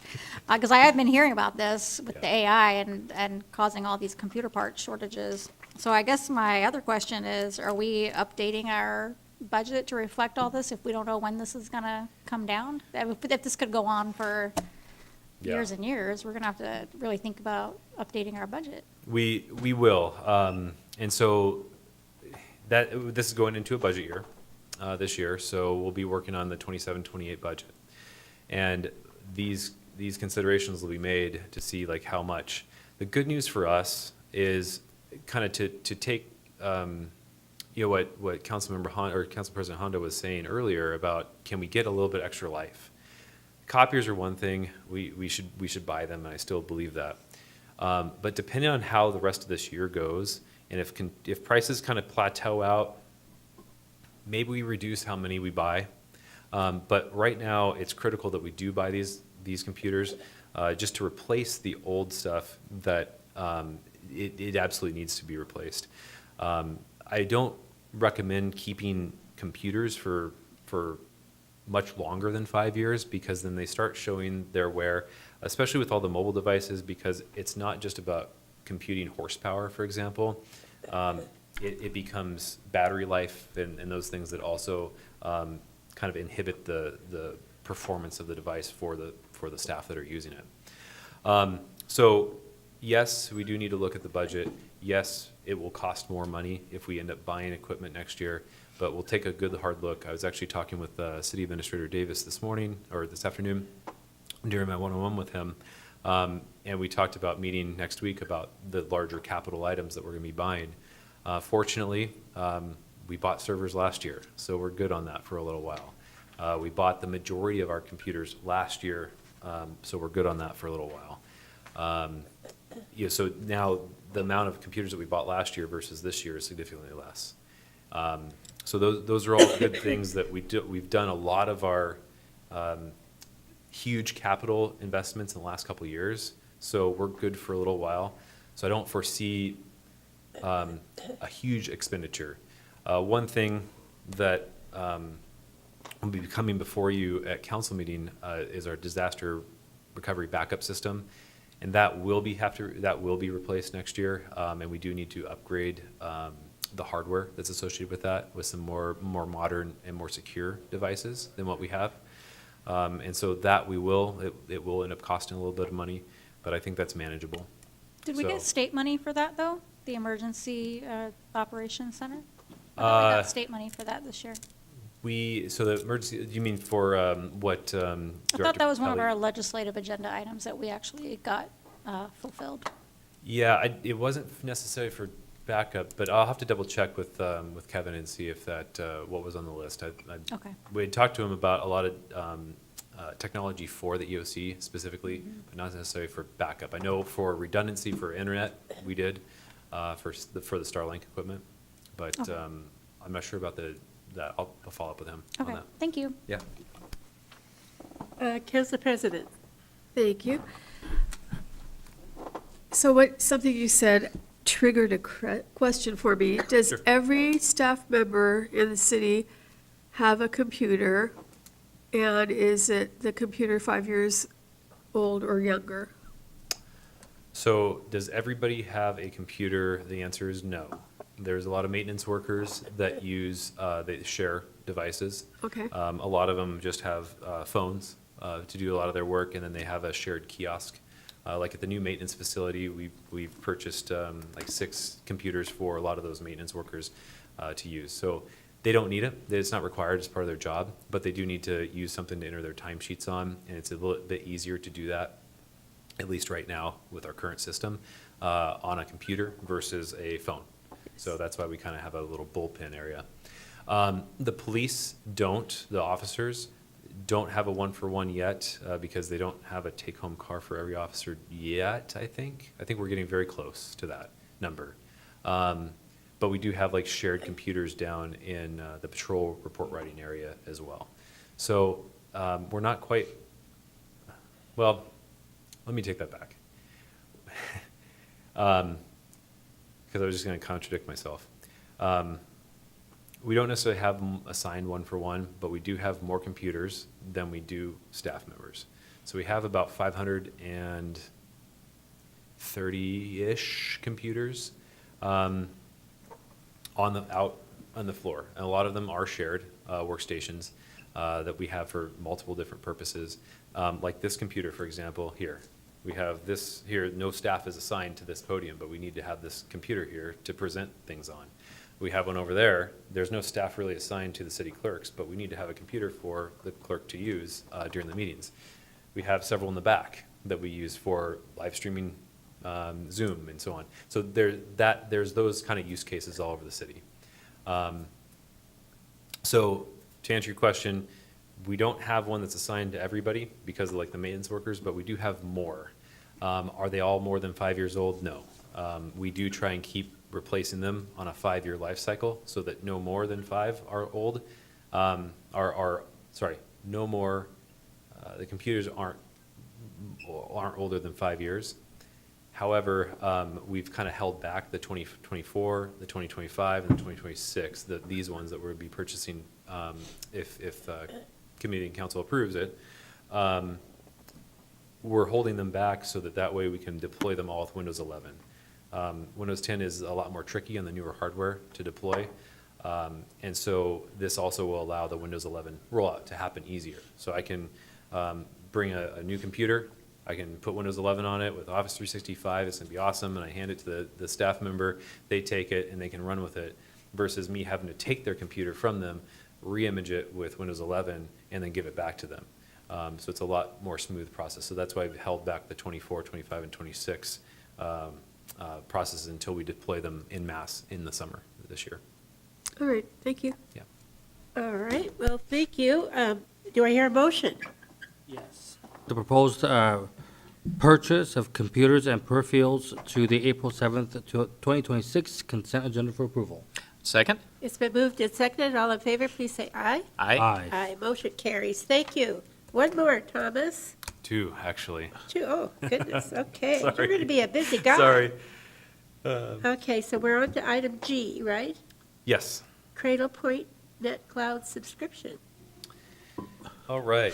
So before you tonight is a Cradle Point Net Cloud renewal. We're seeking council approval to purchase this.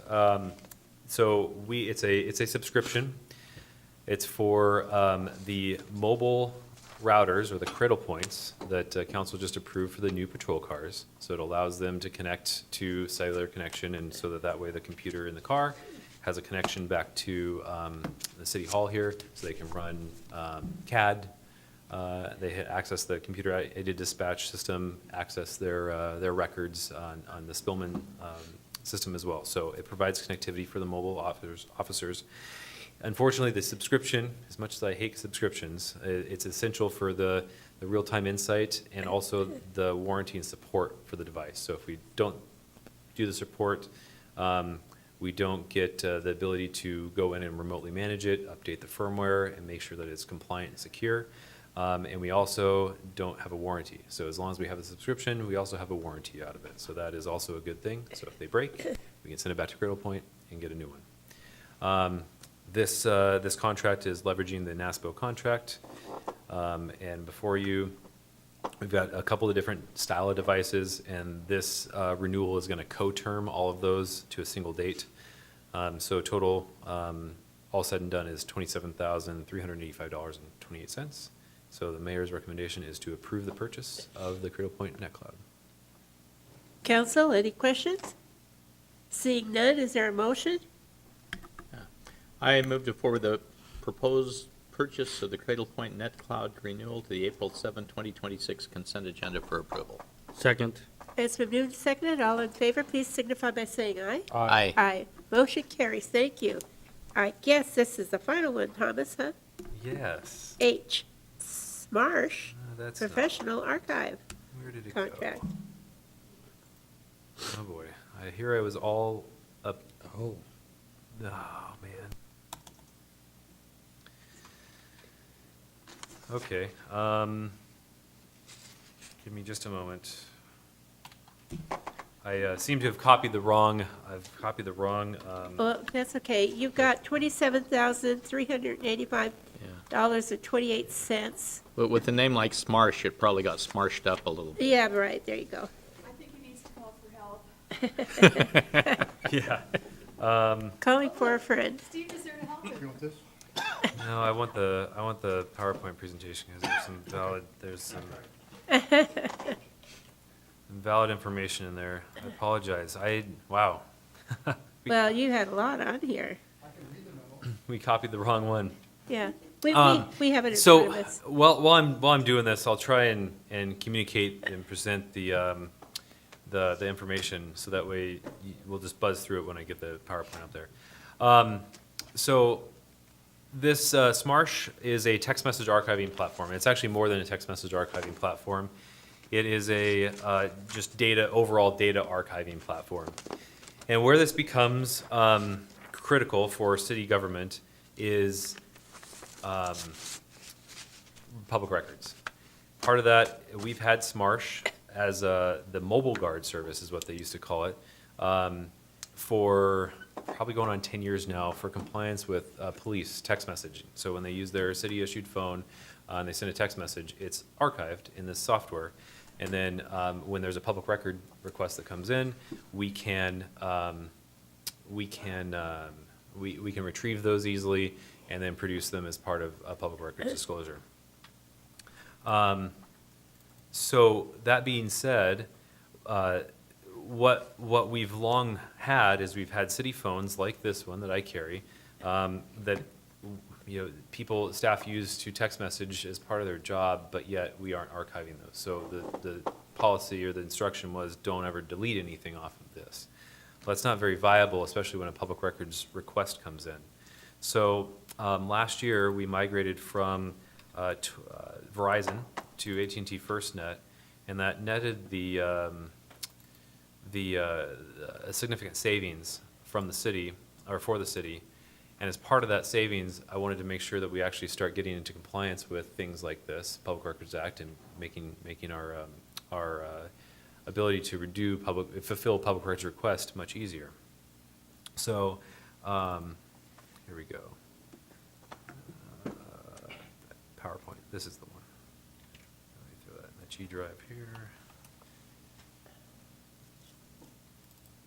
So before you, for approval tonight, is the new SMARSH citywide contract here. Oh, is it already in there? Oh, no, that's for, there we go. Okay. All right, there we go. So, as I said before, it's SMARSH Professional Archive Services. It'll cost the city $42,000 a year, all in, for all city phones. It is an increase of $17,400. This is why you haven't seen it before, because we've just been buying year over year contracts with them. It's been under the council threshold. Well, we wanted to do, to get this all city, so it came above the threshold. We saved $68,000 a year from migrating from FirstNet from Verizon to FirstNet. The previous cost that we were paying before was $17,000 a year for archiving, and with a different product, $7,600 for social media archiving. So the agreement would be valid for 1 year due to the transition from Verizon, and then we'll probably do a 3-year agreement from them. Talked about the police-issued phones, and now we're doing the whole city, ensure the compliance with the Public Records Act, and then we'll be moving the social media archiving to SMARSH, and we'll be saving about $6,000 a year off of that, which is great. And so I've enjoyed our time tonight, and so the mayor's recommendation is to approve. All right. Well, look, Councilmember Walsh, do you have a? Yeah, so go back to the previous slide, Yeah. right? Or the one before that also. Yeah. So we're increasing 16,400 this year, but we're saving, and before, okay, the cost this year is 42,000, previous cost is 24,000, but we're saving $6,000 a year? I mean, how does that? Okay, so this slide, let me step you through the slide here real quick. So what's before you tonight, what you're going to be voting on is the total cost of the SMARSH Professional Archive contract. That will take care of the text message archiving for all city phones, as well as migrating the social media archiving from Civic Plus with Archive Social product to the SMARSH Professional Archive. So that total cost all in is $42,000 a year. What that represents is a $17,400 increase from what we paid SMARSH last year, okay? Because what we paid SMARSH was only for police phones only. No social media archiving and only police phones. why I wanted to bring up the savings, the $68,000 a year, is to show council that we're making choices in our operations daily where we can save money, we are trying to save money. And so we knew that this was a risk for the city, not having a robust text message archiving system for all city devices. And so part of savings, I would like to use that savings in order to pay this additional $17,400 a year that we're going to be paying in text message archiving. So what I'm showing is that I have some savings that I'm using to pay for this increase. And then previously, combined with the police archiving, text message archiving, and social media archiving with Civic Plus, we were paying $24,600 altogether. So SMARSH we're increasing, but overall, I guess, sorry, increase to 17,400 is 24 to 42. So for those two systems, those two services that we use, we're increasing the total cost, but we're saving money on social media archiving, and I've saved money on the cellular service. And so this is a wash. We're still money ahead. I'm still a little bit, so before we were paying 17,000 for SMARSH. With this new one, we'll still be paying for what we had before, that, where the cursor is now, 17,000, so Yep. that'll stay. Then we are, okay, I still fail to see where the savings are at. Okay. So It's anybody else with, I mean, am I just being dim-witted on this, or does anybody else have the same Are you question? saying that, just on to Jack's question for clarification, are you saying because we're consolidating more? we're consolidating. So And in the long run, that's where we're saving money? yes and no. Yes and no. So let me try this a different way. So we had about 180 to 200 lines that we were archiving text messages on with the police only. So with that, we were spending about $17,000 a year.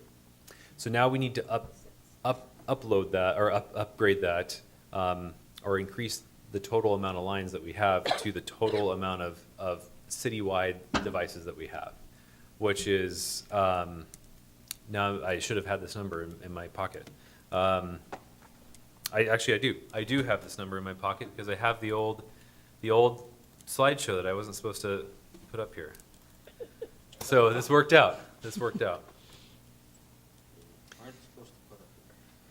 We have 395 lines citywide, okay, that we pay for. So 395 citywide cellular phone lines. So with that, we, if you remember, I'm just going to step through this here. I'll show you the total savings, existing Verizon. So estimated annual savings right here is about $68,000. Okay, that's for years 1 through 3. And then even so, we're still, years 4 plus, we're still saving $50,000 a year over our Verizon service. So if you look at overall, if you have a piggy bank and we have $68,000 in there as savings from migrating all of our cellular phone lines from Verizon to FirstNet. Okay, so that's overall savings. Now,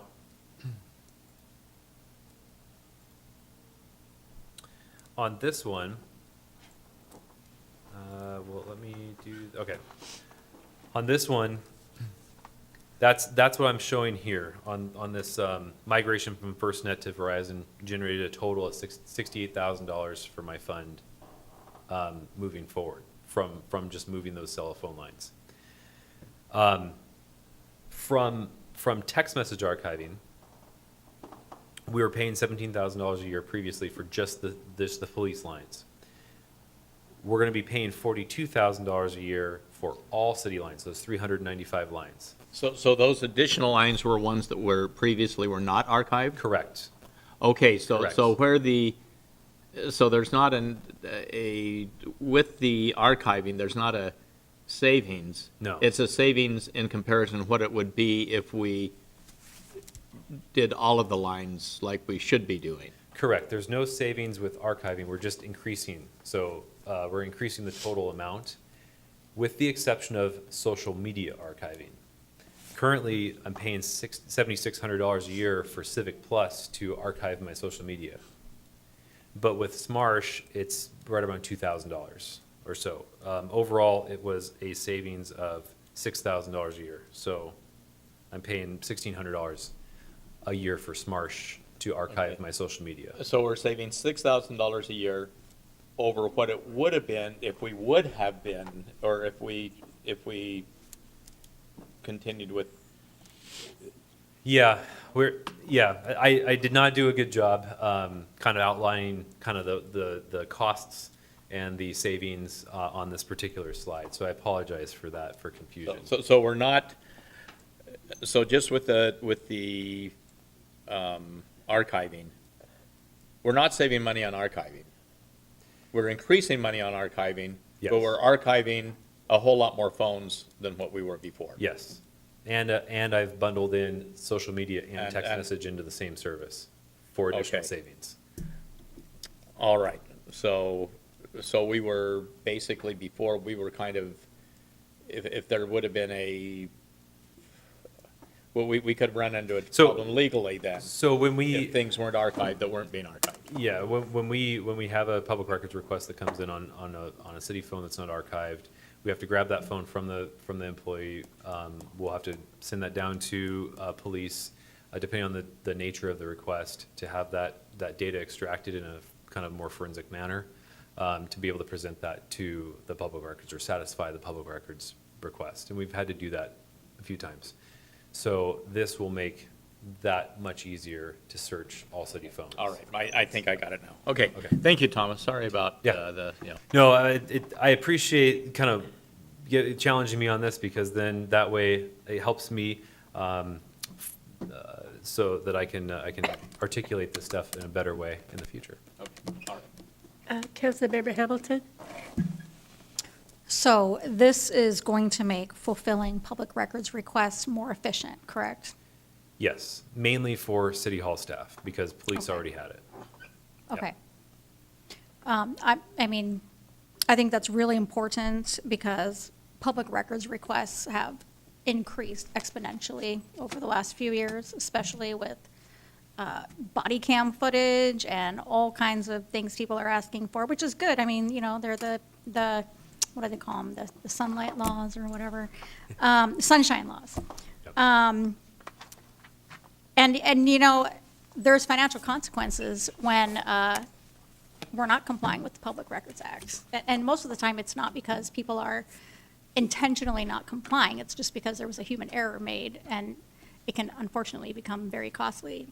So if this is going to make it more efficient, then I think that's a good, a very good thing. As far as the social media goes, so this would archive, like, say, like the mayor's social media, any city council social media, even like individual members' social media, and then like police social media, because I think more and more people and departments are using social media now, and it is a public record.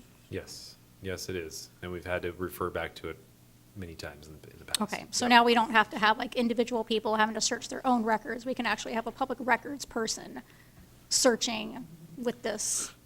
Yeah, I mean, we have social media archiving currently. This is going to enhance, in the process of discovery for this, we found there was a couple pages, I don't know, I think there was one Twitter account that we weren't archiving, one that we were archiving a lot of Facebook pages, but not all of them. So as part of this discovery, for the cost analysis, we actually found a couple pages that we will be archiving with this platform that we aren't. But for the most part, it's folding all that, to your point of efficiency, it's folding not only text message archiving, but also social media into one platform that you log into and can run the search on. So it becomes more efficient, yes. Yeah, I think we absolutely have to find a way to be more efficient with public records requests, just Yeah. because of the volume of them coming in right now. Yeah, definitely. Thank you. Councilmember Moore? Well, Thomas, I think this is important. And like Councilmember Hamilton said, there's always a plethora amount of individuals that are requesting information, which is their right. And some people do abuse it in the state of Washington. You know, we've seen that here at City Hall, at least in my my second term, to be really specific. And so I think this is absolutely important. I guess my silly but important question is this program make it easier for, elected officials like myself to log in and tie up my council page to this new program? Yeah, this service is very straightforward. And it's a lot easier than the last. What was the last one? What was the name of the last one? Or is? I mean, it is a Civic Plus product. They called it Archive Social. Archive Social, exactly. Yep. And by the way, I've worked with Civic Plus. I think they're a great company.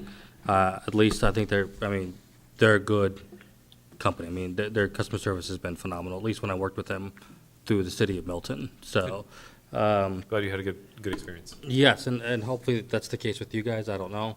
But I think this is important, and it obviously makes sense, and it sounds like there's a lot of things that can be utilized with this. Yep. And streamlining everything a lot more easier versus having something else. And that's what we're trying to do. Exactly. So, with that, I would like to make the motion. Oh, I'd like to say something. Of course, sorry. Council President?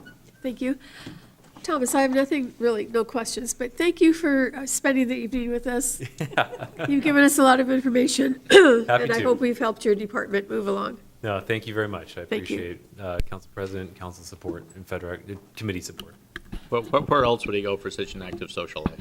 Yeah, no, exactly. And here I go. I got 49 minutes until the last day of Taco Time's Great After 8 deal. So I know, we could have had dinner together. I was going to say Merry Christmas, because you're going to be a very busy guy here.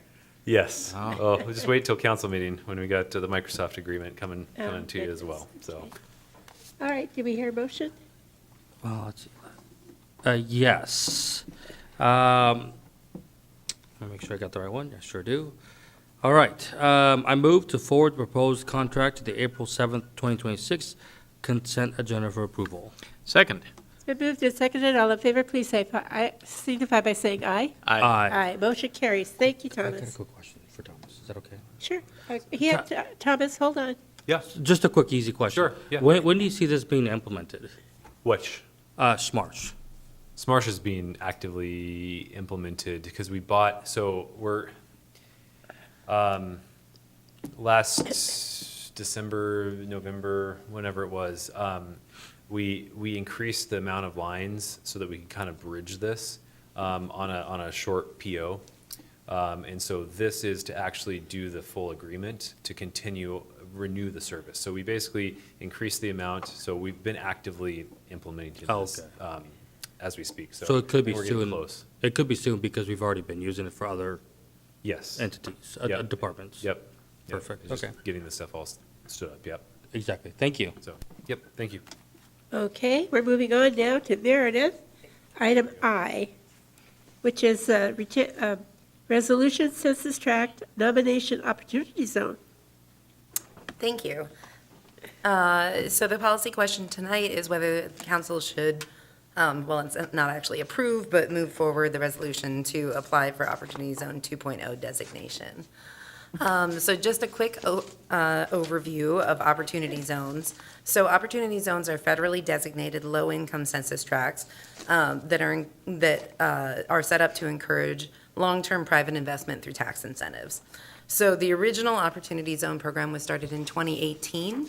The city of Federal Way does have one opportunity zone, and I'll show you a map of where that is in just a second. And that is being sunsetted. So that's now being called Opportunity Zone 1.0. And that law required that all deferred capital gains benefits be recognized by the end of this year, by December 31st of 2026. So starting next year, January 1st of 2027, we'll have new Opportunity Zone designations.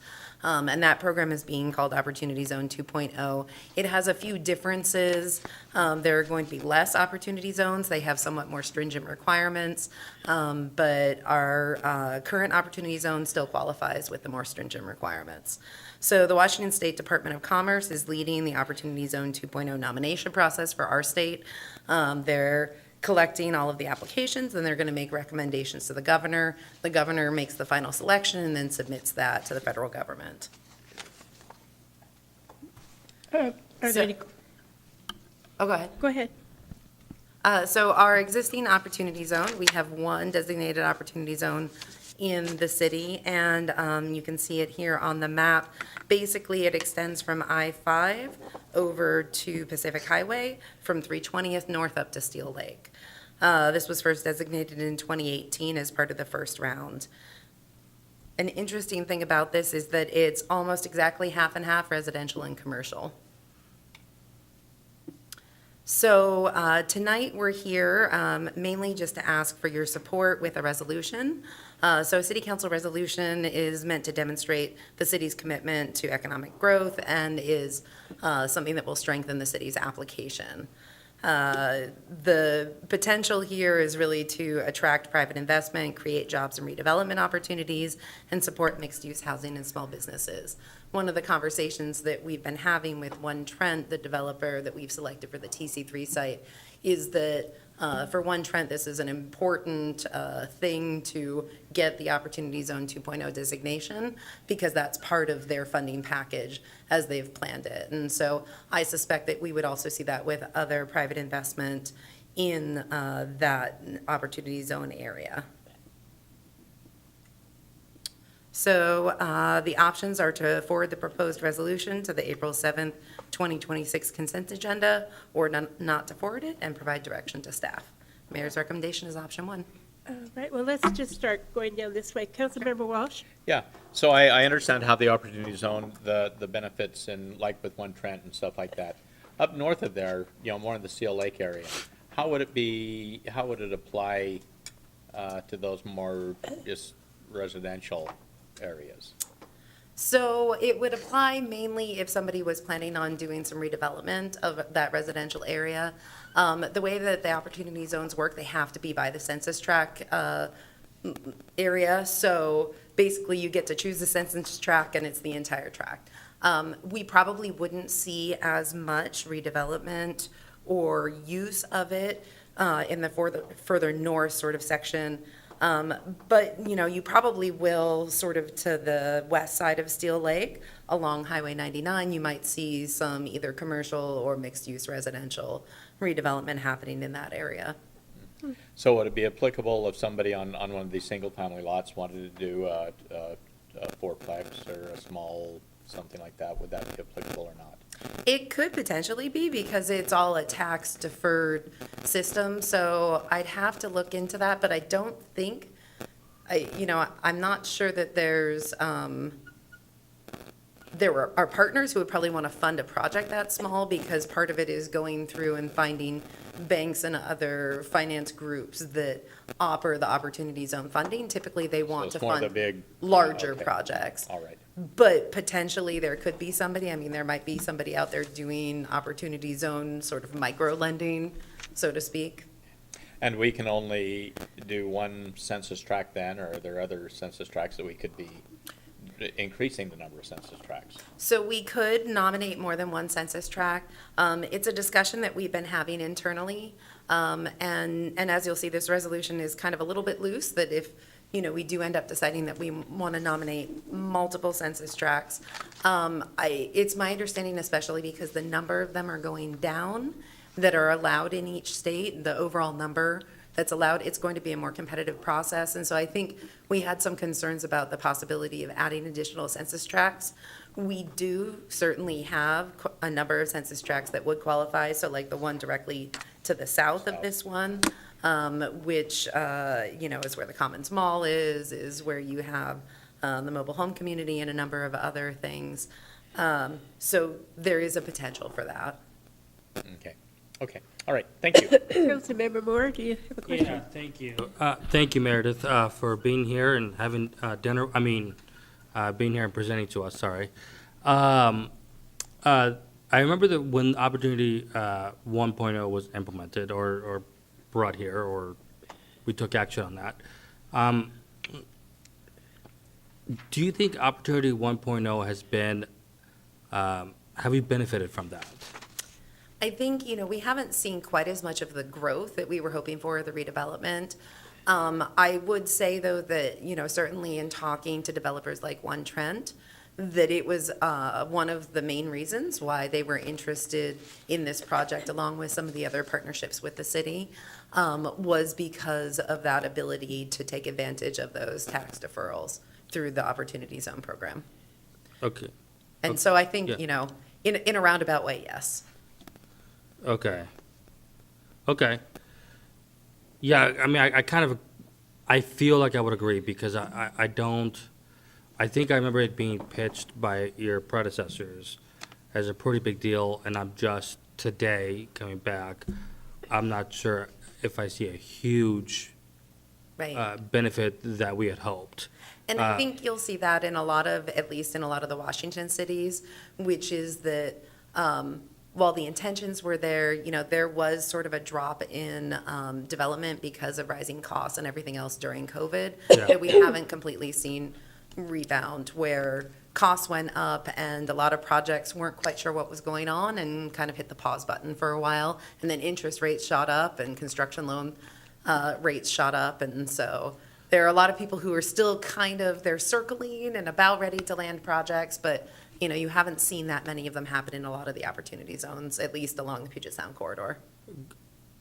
That makes a lot of sense. I like how you just said that. Thank you, because I think this was brought in before COVID. Yep. And then all that makes a lot of sense. So 2 more questions.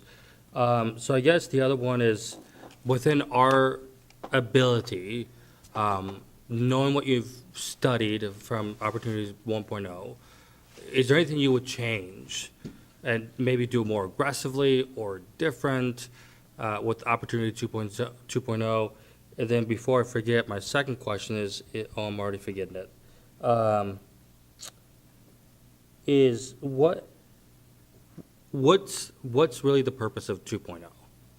And I know you just talked about it, but do you see that really honestly benefiting Federal Way? Because I think Trent thing, it appears now it's not going to line up, according to what's been legally agreed. Perhaps, maybe I'm misspeaking, but that's that. I'll leave it at that, because I know I'm throwing a lot at you. Sorry. Sure.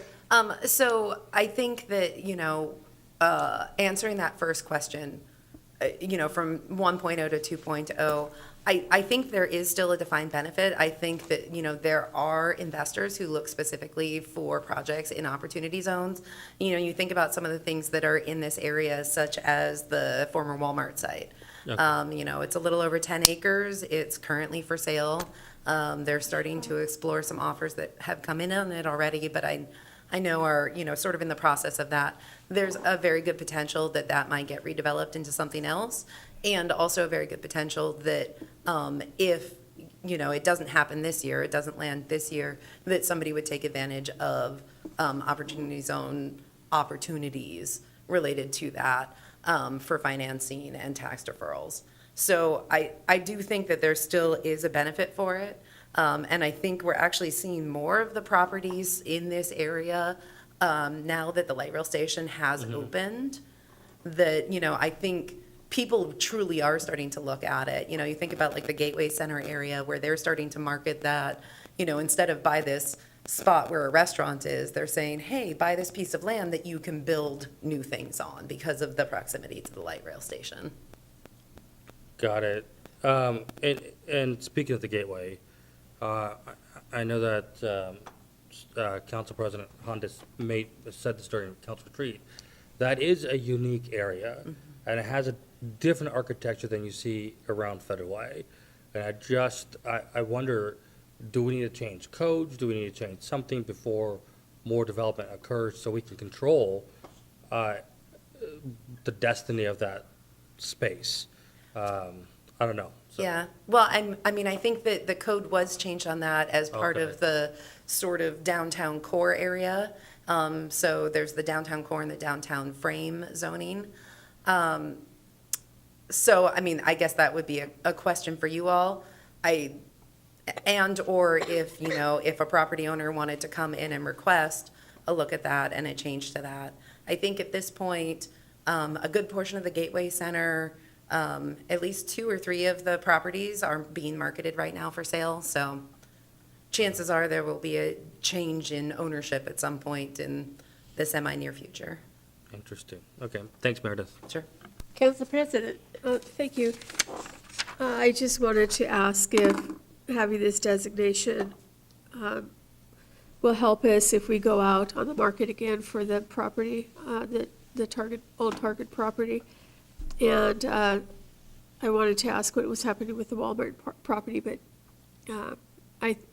you might have told us everything that you can tell us. Sure, yeah, I mean, all we know at this point is that it is being marketed for sale. They haven't set an asking price yet, and that they've received a number of offers that they're looking at, and I think they're planning on using those to sort of set what their asking price is, or maybe negotiate with some of them.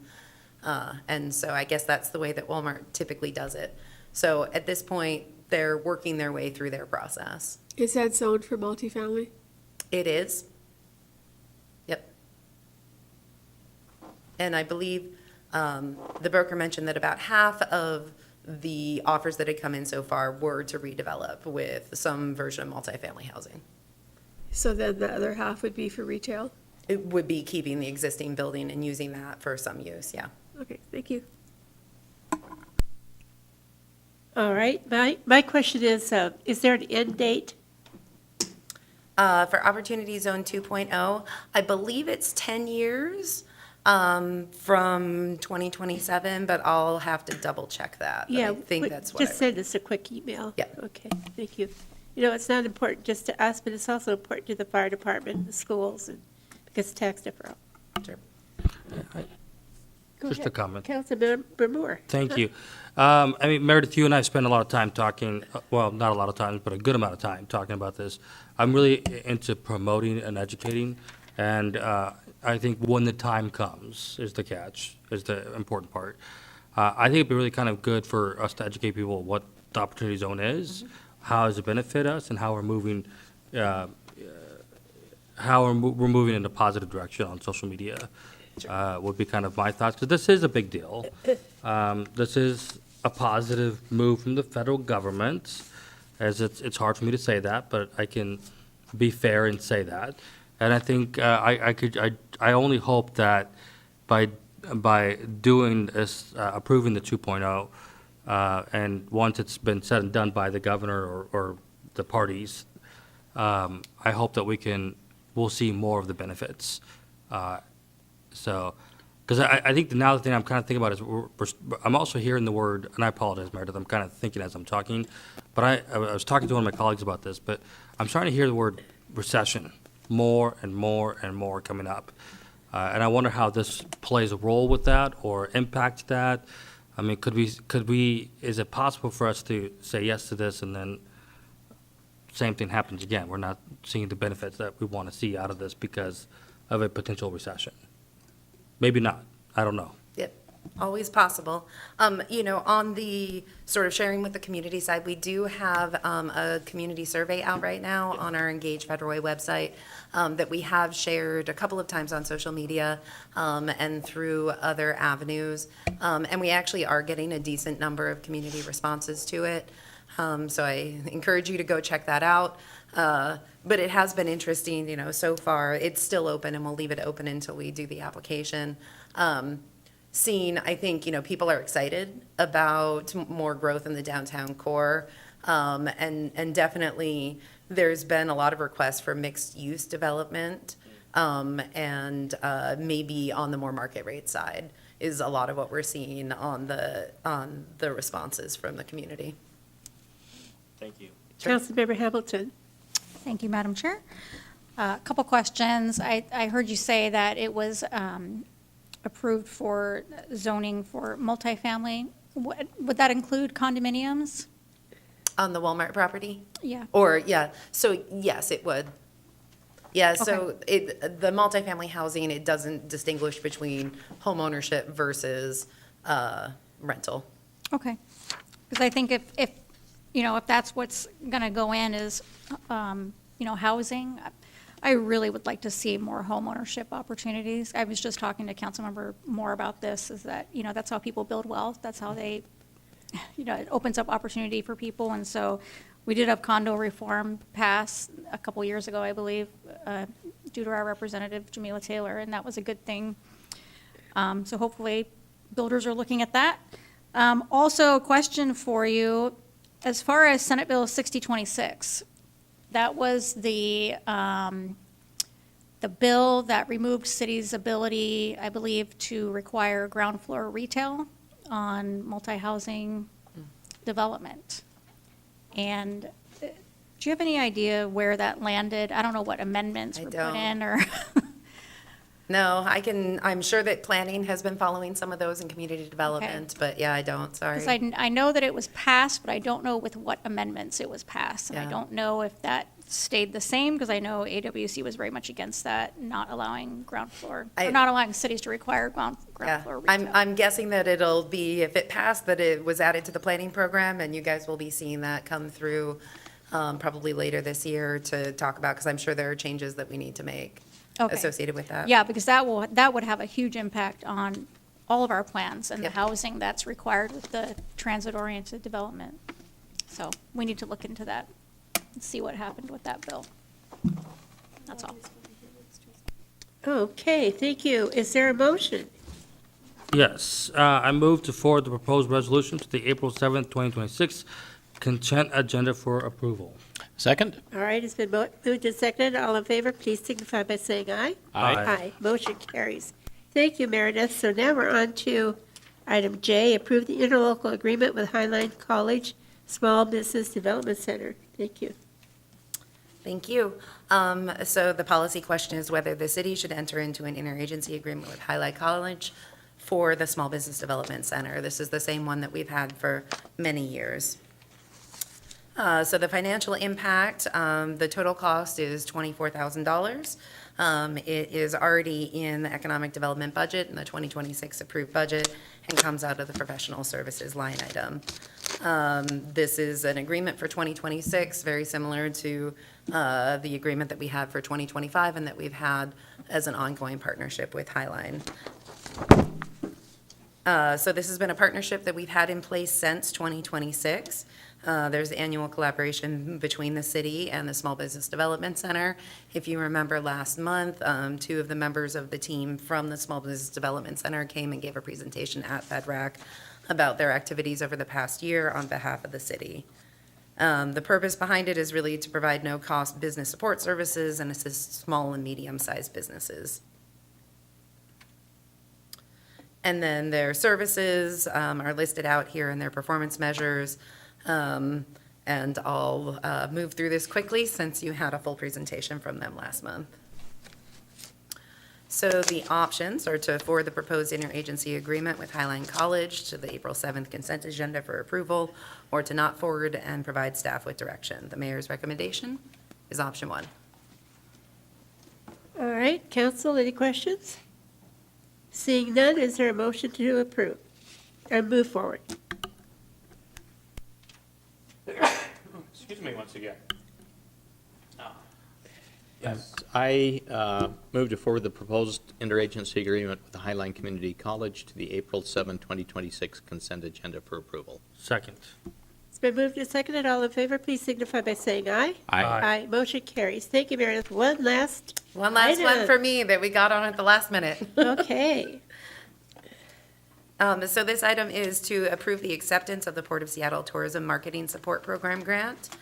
The policy question is whether the council should authorize staff to accept the Port of Seattle Tourism Marketing Support Program grant and authorize the mayor to execute all associated agreements. So if you remember, I came to FedRAC a few months ago requesting the opportunity to apply for this Port of Seattle grant.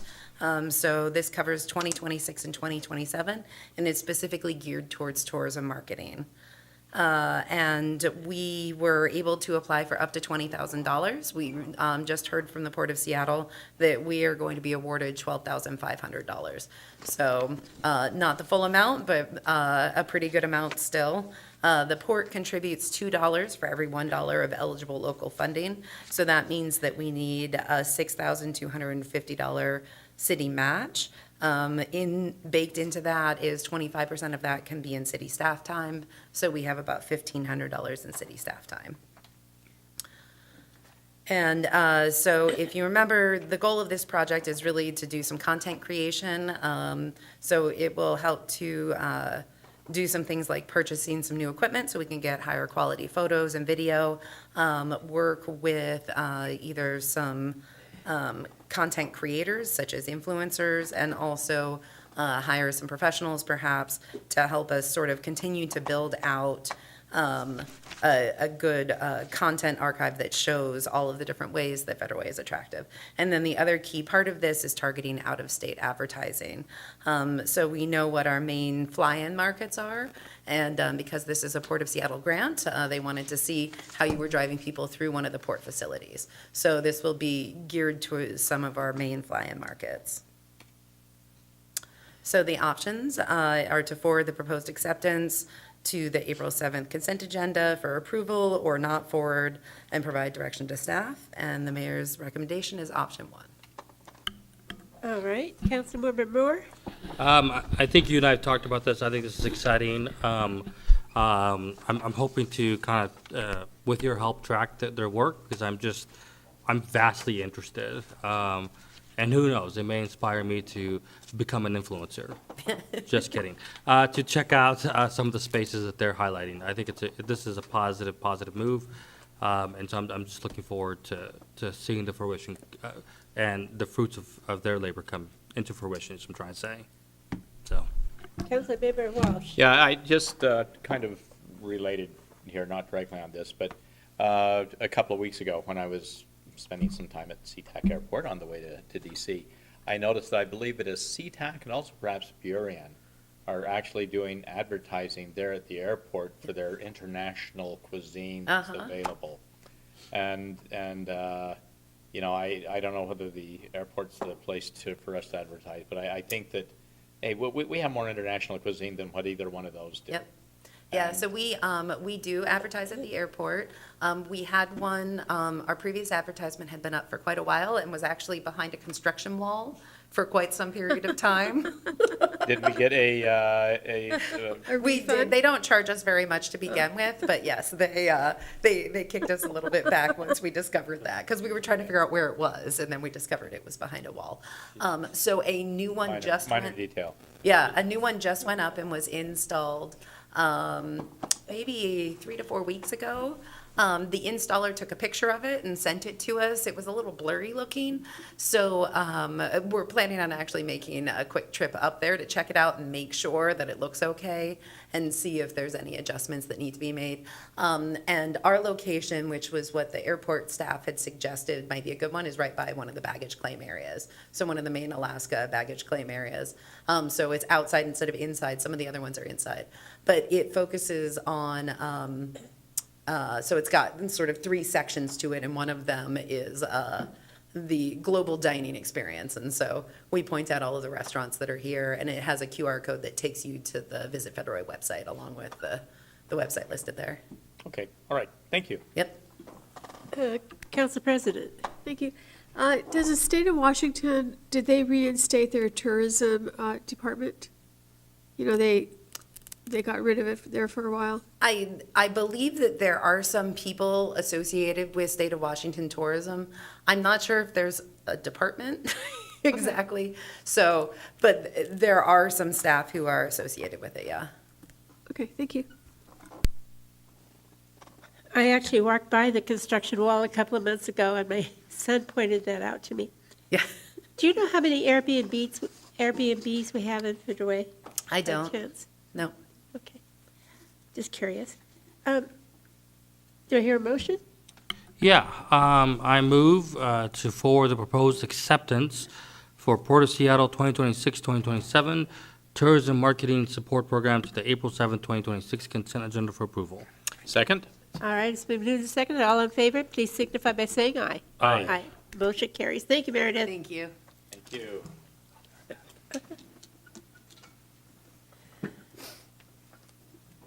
I'm going to bring us home. We got two more items to go, and you've seen, you largely know what I'm going to tell you, right? Yeah. I am pleased to tell you that our accounts payable vouchers was only $3 million this month. My goodness, the last couple of months, we have seen some big spending, some large cash come out.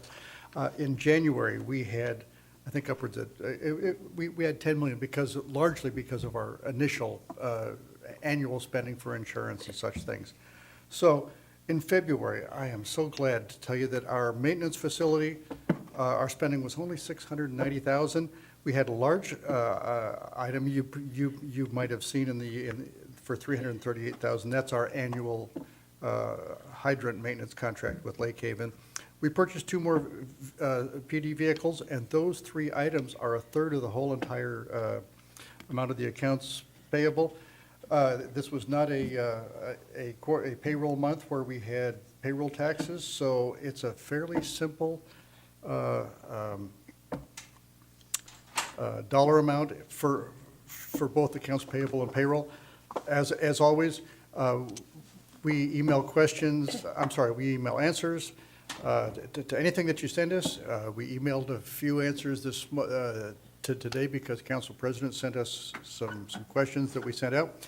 Happy to always follow up anytime on anything you'd like to follow up, and I'm not going to belabor that any further. Request your approval. Happy to answer any questions. All right. Council President, do you want to talk about the questions you asked him? I do. Under association dues for AWC, Yes. so we paid for two different, we paid for city council and one for HR. Yes. Why do they not roll that into one, what do we get from Into one invoice? AWC for You know, HR? I don't know the answer. I think they invoice us separately. I don't even know if it's the same payee, but I'm afraid I don't know why it's two different invoices. Steve, so we pay AWC to advertise jobs. Oh, okay. So that's what that is? Thank you, Ryan. Okay, thank you. Appreciate it. All right. And thank you for answering my voucher questions. Thank you. All right. Councilmember Walsh. Yeah, I'll make a motion if it's. Good for you. Let's see. I move to forward the vouchers to the April 7, 2016 consent agenda for approval. Second. It's been moved and seconded. All in favor, please signify by saying aye. Aye. Motion carries. Now we're on to the last item. Yes, and I'm going to make it slightly interesting. I've got two slides in here I think you'll like. But first, I want to thank Katie Hobbs because, as you know, Chris, our admin assistant, left, and our department has been short two people this week, and I got to today. I only got to these slides to create them today. I was really working kind of last minute, so Councilmember Moore, you raise a good point. It's worth printing these out because I do have a couple that are interesting. So Steve, you're going to do L and M, two items? He just did L. Yes, I just did L. Thanks. Yes, thank you. And you got a motion and you got that approved, right? Yes. Yep, okay. As always, the first thing I'm going to tell you is sales tax, and sales tax was unremarkable. It was slightly unfavorable to budget. It is 2.5% over prior year. That hasn't changed much. I think we see that almost every single month. So I'm committed to telling you this, the very first thing. We only have one data point on this graph. If you look at the trend graph, those blue bars, you can see it is up ever so slightly. It is trending up.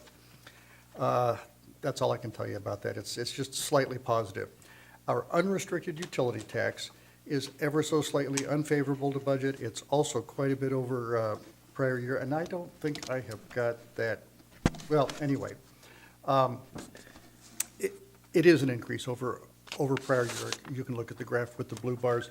This one is the most positive revenue stream that we have had in the last year, so we will keep watching this and we'll see where it goes the rest of the year. Property tax revenue, I show this graph for a very important reason. None of our financials allow us to look at revenue as if it comes in 1/12 every single month.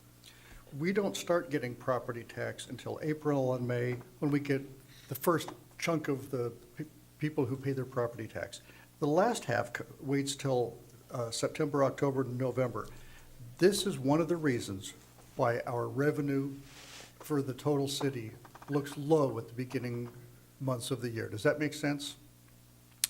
Because property tax is a $12 million revenue, it doesn't come in $1 million per month. So in the first few months, it's normal for this to be very low. And I think we've heard public comment that is concerned that our revenue is low as a city in the first month. This is one reason why, and this is normal. We will be appropriately concerned over our negative variances, but that isn't one. This is good news. Real estate tax, excise tax, I don't remember the last time I brought you good news. Our typical month is 300,000 of REIT revenue. This month it was almost 7. Brian Davis and I dug into it. We looked at the top 10 parcels to see if there was some significant event, and there wasn't. It was 10 residential properties. There was 60 transactions during the month. It's just bread and butter stuff. It's an uptick in volume. It's 1 month. I'm not going to, overplay it. I'm not going to overstate it. However, my goodness, it's good news to see positive news with real estate excise tax. Permit fees is slightly favorable to budget. It's also over prior year. We will continue to monitor all of these. It's early in the year. I will continue to bring these to you every single month, because when we get to budget time, we want to have a feel and a sense of how the city's doing, how the local economy is doing. Lodging tax, this one was almost exactly on budget, almost exactly even with prior year. I can't even make this slide interesting, but I will report it every year because our hospitality sector, it's important, and all the things that are associated with it, it's another indicator of how the economy is doing. Interest revenue, I think we've talked about this several times, almost every month. Interest revenue is down because the cash in the city is down. That's why I was so happy to show you that the voucher report was lighter this month. It's been down because REIT hasn't come in as much. The cash has been down because we paid those large bills in January, and we didn't sell the property yet at TC3. So this one is going to be one to watch as the year plays out. Now, on interest revenue, I put this graph together during this afternoon because there is $500,000 of interest that we take at the beginning of the year, and we have to give it to the prior year. Our bonds, all of our investments, we get coupon payments semi-annually. So a bond that matures in March, 3 months of that revenue, it was earned in the prior year. So as part of getting ready for the audit, we have to accrue, we have to look at every single bond. And cash basis, we're going to get the cash, we're going to get the interest in cash in the current year, but a lot of it was attributable to the prior year. So we have to take $500,000 and put it back in the prior year. So that means we're going to go the entire year looking like interest is low. On the very first page of the financial report every month, there's an other line for other revenue, and it just is always negative. And I thought, I keep trying to explain why that is. And it's because we have to take $500,000 of revenue, put it into the prior year, and we have to wait till the end of the year so that we can do the same thing and bring $500,000 into this year. And it makes our total city revenue look low. But there's $500,000 that I had to give to the prior year, and we're going to get it back from the future year, from next year. I just thought that I should try to find a way to show a graph or a picture to explain why our other revenue is always a little bit negative. I mean, $500,000 is serious, and all it is just government accounting. So I wanted to share that with you. Our cash balance is getting right back to where it used to be 5 years ago, July 2021, when I first came to the city. That's what our cash balance is today. It's right back to where it used to be because we had ARPA grant money that we have been spending down, and we have the bond proceeds from the operations and maintenance shop. So all of that contributes to why our interest revenue has just been struggling. So for the first quarter, my finance team, we are working on closing the 2025 audit. We have to have all of our work done by May 31st so that the auditors can start their work. And they take, as many months as they always take. It just is part of the annual process. And for 2026, we started watching our revenue, as we always do in January. We're monitoring revenue, and I report that to you every single month. And the rest of the expenses, why we rely on departmental expense management. I always bring, whenever people say, well, what are we going to do? What can we do? What do we have that's manageable? I think I've shown this list before. Our options are, and they always will be, and these are the options that I discussed with Brian Davis and the mayor. We monitor our revenue as it comes in. Generally, all new requests need to go to the wait list. We want to always be identifying discretionary spending so that if we need to course correct, we can identify what we can either not do right now or defer to future years. We also look for options that are between funds. What can we spend? We always want to spend restricted money first. So this is just our continuing list of how we're managing the 2026 budget as we watch revenue. We're going to be coming up on the budget process, and we're going to be wanting to budget what's realistic and what's attainable. We have to make sure that we include everything that we know about the city. We'll use the current biennium as our baseline. And we will generally start with forecasting how things are coming in, what our current spending is, what our current revenue levels are. But we're watching for what's changing. We're watching what's different. So that's why I was so hopeful about the REIT revenue. Just so you know, there are deadlines coming up for city council public study sessions. The mayor's budget, legally, we're required to deliver it by October 31st. They tell us in the RCWs how many days ahead of adoption, but really our practice is to beat that by a month. The mayor generally presents the budget at the second meeting in September, so you've had a couple weeks to look at it. King County gives us a deadline of November 30th for the tax levy, so we scheduled the tax levy ordinance hearings during the 2 months of November. Lodging tax, there's a deadline in our budget that we have to make sure that we give the Lodging Tax Advisory Committee an opportunity to review and comment on the city's proposed spending of lodging tax. And our budget adoption, it has to be done by the 31st, but since we only have one meeting in December, we are calendaring November 4th and 17th for the hearings and the adoption of the budget. I have a timetable that shows all the different things that have to happen across the different months. The red items are everything I just told you on the previous slide. So that's how the city is doing at the current moment in time, and we're focused on getting ready for the budget. Any questions I can answer? Well, let's start. Councilmember Walsh. Okay. Yeah, back in, I guess it would have been in 2024 was when we did the last budget, the end of 2024. Yes. And it seems like that our projections were a lot rosier than what they've ended up being. What do you accredit that, overly optimistic projections? At the time, we thought we were being cautious. We budgeted sales tax at a 4% increase, for example.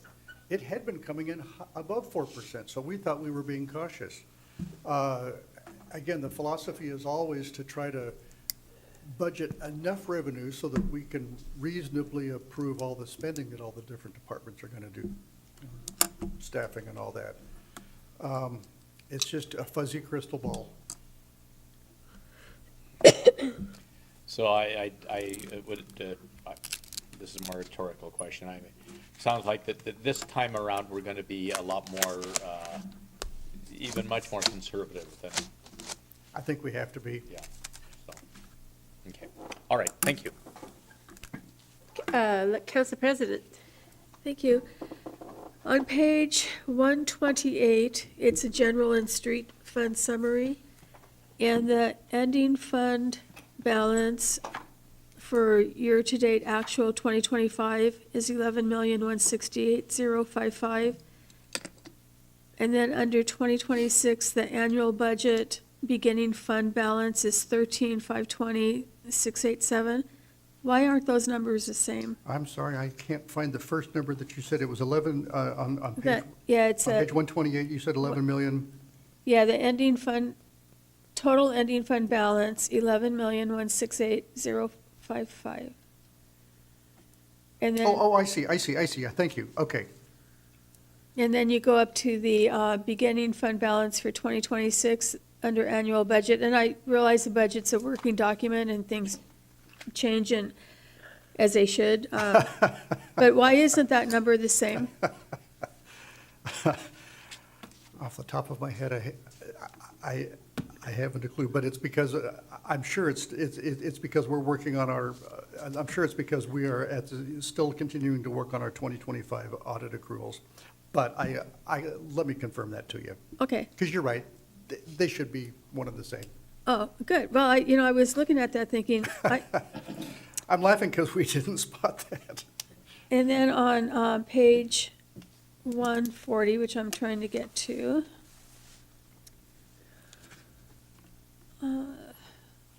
138, 139, 140 is the fund activity summary. Yes. And beginning balance 1/1/2026 is 8,388,709. And then the ending balance 2/28/2026 is 2,271,136. And the required fund balance is 9,500,000. So can you explain that to me? I don't understand these numbers. Sure. The ending fund balance during the year, it's going to fluctuate. And like, for example, the property tax coming in later in the year. We're going to see some crazy fluctuations, and we always do. When is the time to worry? As you know, we always adopt a balanced budget. So if that's true, then we're going to end up with a fund balance that's just fine. So what do we look at? We watch to see how revenue's coming in, and then we watch to see if our expenses are being managed to budget. So last year, we had a revenue shortfall in sales tax, and utility tax was fine, and we had a shortfall in interest. So our fund balance at the end of the year dropped because of those. So I don't put we're absolutely truthful. We do a download from our system of exactly what it's telling us, and that's what it's telling us. But we have a long way to go left in the year with a lot of activity. So that's just what it's telling us at the moment in time. So should we be concerned that the beginning balance doesn't even meet the required fund balance? And that the February balance is so low? No, and I think that, I have to think that it's the same exact reason that those two $11 million balances were off a little bit. However, no, let me find out. Okay. Because I'm sure we're still working on the 2020-25 audit. And then I go back to Paul McDaniel's question, because it's bugged me for quite a while. We took the $8 million from the COVID money and put it into the General police fund. department, Yeah. or the general fund. Yep. So it was to pay for police salaries is what I believe we were told. Yes. So had we not had that $8 million, what would our budget look like today? Would we, we're short 1.5 or so. Well, we did a lot of one-time spending that we would not have done otherwise. We took care of some capital projects, we bought police cars, we did retention bonuses, and we would not have done those without that one-time money. I think the philosophy was to try to use it as much as possible on one-time things. We didn't use it for a lot of normal operations. but we've promised police cars to every police officer in the city. So if we didn't have that 8 million, where would we, Oh, where well, would we be? I mean, you know, I mean, going into this year, we have a lot of hard decisions to make, but yeah. had we not had that, and we Well- still have to continue buying police cars for the new officers that we're gonna get, so, You want to say that it's going to be completely 8 million, we would be $8 million worse if we hadn't gotten that money. But that isn't true because we wouldn't have done all the things, because all the projects that we did. However, you are right that that buying the police cars now puts us on a trajectory where we have to replace 1/7 of the police fleet. And the cost to every budget year is $300,000 more that we didn't used to have. and then, my final, I read recently, I think probably a month ago, 3 to 4 weeks ago, that, in the city of Federal Way, this was, I think, in the, Puget Sound Journal, that there were 2 multifamily properties that sold at a very high price compared to what was selling in King County. And the article was, it sounded quite surprised that these properties sold for so much. So maybe that's where the extra REIT is kind of bumping it up. Back in December, we had the larger apartment complex over next to, in Twin Lakes, next to the Dairy Queen, and then we also had the public storage facility next to Taco Bell also, and we had 2 commercial facilities sell in November. That gave us a spike. And those felt like unusual, one-time, you can't predict those. Right. However, in the REIT in this month, we had 60 transactions, and they were all just normal bread and butter, small dollar amount. It wasn't one big thing. I'd still love to see commercial properties sell, but Yeah. you can't predict them. It was an interesting article to read because it just seemed so shocked. Sure. The timing of commercial transactions is more of a business decision rather than people that have to move or, I mean, you know. The reasoning behind the person who wrote the article felt that the reason that the property sold for so much was because of light rail. However, they're not even close to light rail, so I thought that was interesting. They're not walkable. Let's just say that they're not walkable to light rail. I would love to be able to know our city so well that I can predict it, because we're going to need to forecast REIT in a couple of months, right? Thank you. Councilmember Hamilton. Thank you, Madam Chair. Thank you, Steve, for that report. I just have 2 questions. Did I see correctly that permit fees were favorable to budget, you said? I think that's what I said. I Okay. think that's what I said, yeah. And then, so permit fees, help me understand that, are we talking about just like all permits, like when people get a mechanical permit versus a building permit, or are they separated out? I don't know the answer. Okay. I was just curious because I'm curious to know if building permits are, if we're increasing there, because that would indicate more housing being built, and that would be great. Because I could do the same sort of analysis that I did with REIT. I could look and see what was the transactions. And I think in this case, I would just go ask Keith Niven if he knows generally what's going on with the permits. And that's the best way to get a sense, because you and I, we want to know a kind of a high-level sense of what's going on. Yeah. Okay. Happy to do that. Yeah. And then also, since we have had a public comment come up a couple times now with the art ordinance. And our city attorney said that we're going to be getting something to be looking at in the next meeting. So my question for you, and it's a question that I'm going to ask, so here's your heads up.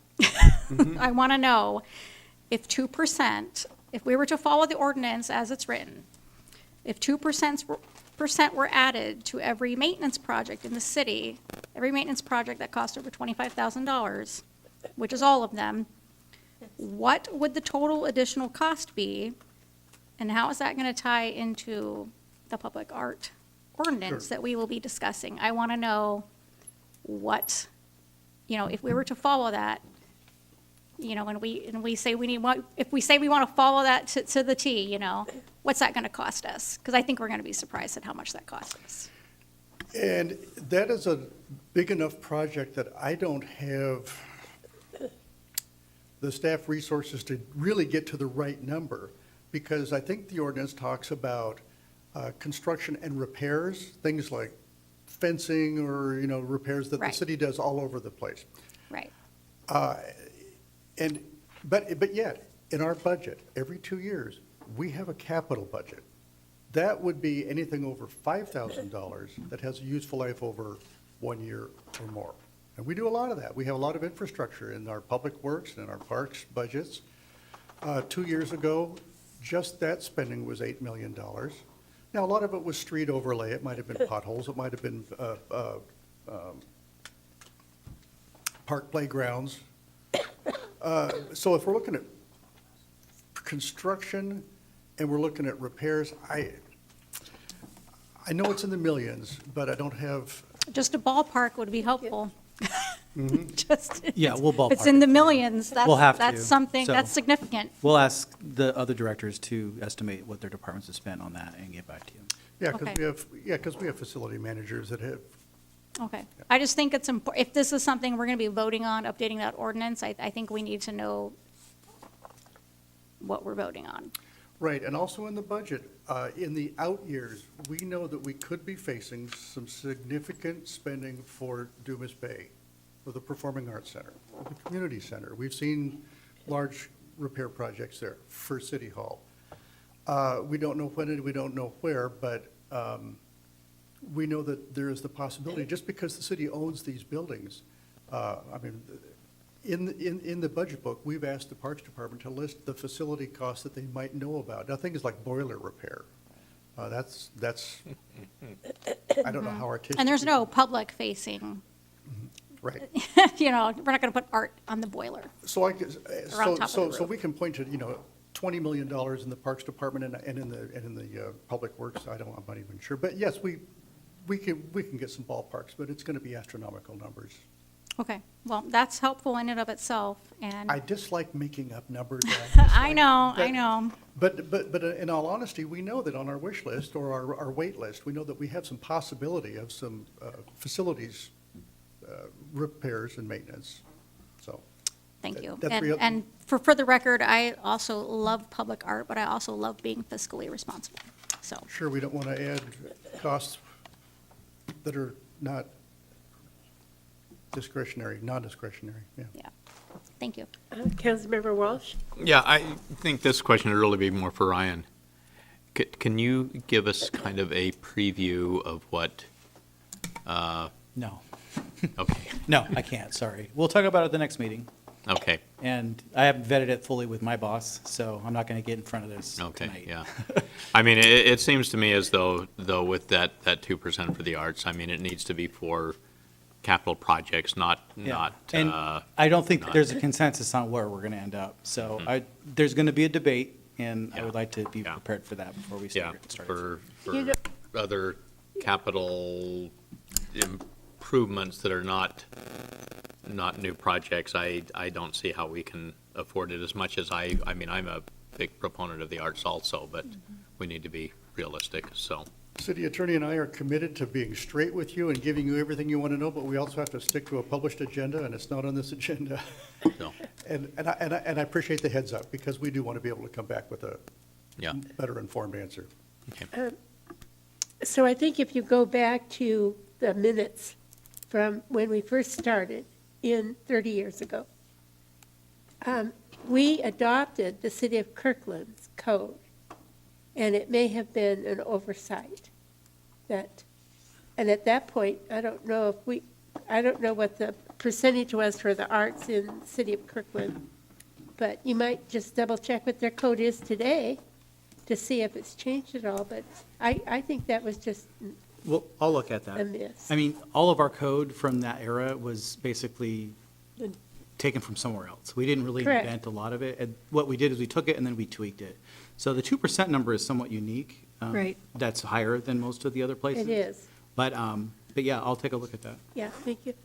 So, when I became chair of the Arts Commission back in, many years ago, I inherited boxes of information, and in that one of the boxes is notes from 1991 when the Arts Commission was creating the ordinance. And the $25,000 repair to work to have the 2% for that was quite the discussion. The minutes were very in-depth about why they included that, but they included it because when we became a city, we didn't have a lot of public art. And the goal was to get as much public art as possible, as quickly as possible. And they knew that there would be projects being done in the city as we were repairing what King County had left us. So anyway, that was the discussion on the $25,000. And they went back and forth on that, but, you know, back in 1991, that was a lot of money. You know, and it, anyway, that was the history that I have found in the boxes of history. Councilmember Yeah, I was just going to say, $25,000 in 1991 dollars is very Right. different than, I mean, that would be a lot bigger project than a $25,000 project today is Three times that, four times that? yeah, is small. So anyway. Okay, so do I hear a motion? It was interesting.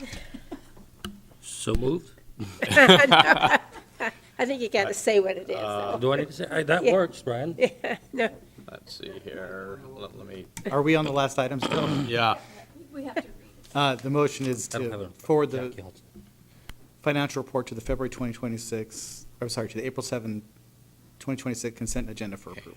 I move to forward the financial report to the April 7th, 2026 agenda. And I'll second that. and I agree. So it's been moved and seconded. All in favor, please signify by saying aye. Aye. Aye, motion carries. Oh, my gosh, we're going to go home. You people don't want to leave. So, Thank you. See you next FedRec. Thank you. yeah, yeah, so the next meeting is going to be scheduled at 5 PM on April 28th here in council chambers, and we are adjourned at be a special meeting. 8:10 PM. Yeah, right.